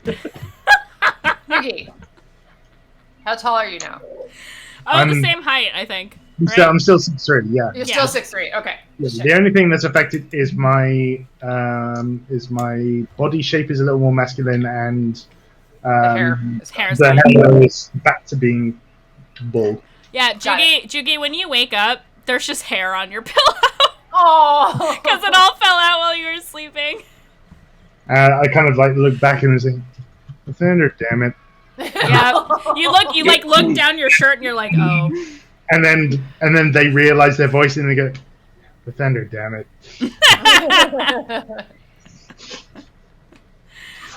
I was gonna say roll religion to see if Lathander likes his name being taken in vain, but I'm not gonna make you do that.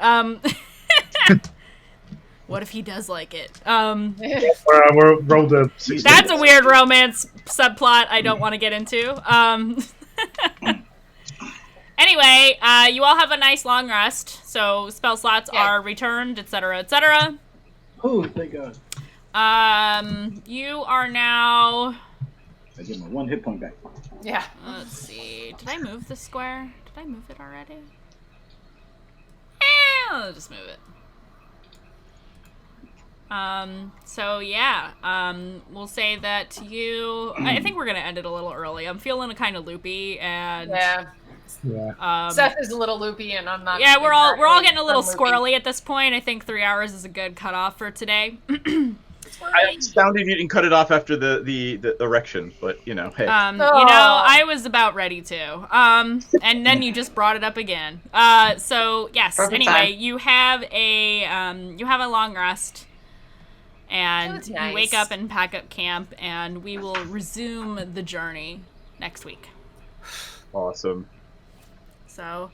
Hello. Thank you all for coming. Thanks to the folks at home. Thank you for being here and watching us and our shenanigans in the jungle. Lots of shenanigans. Lots of shenanigans in the jungle. Mm-hmm.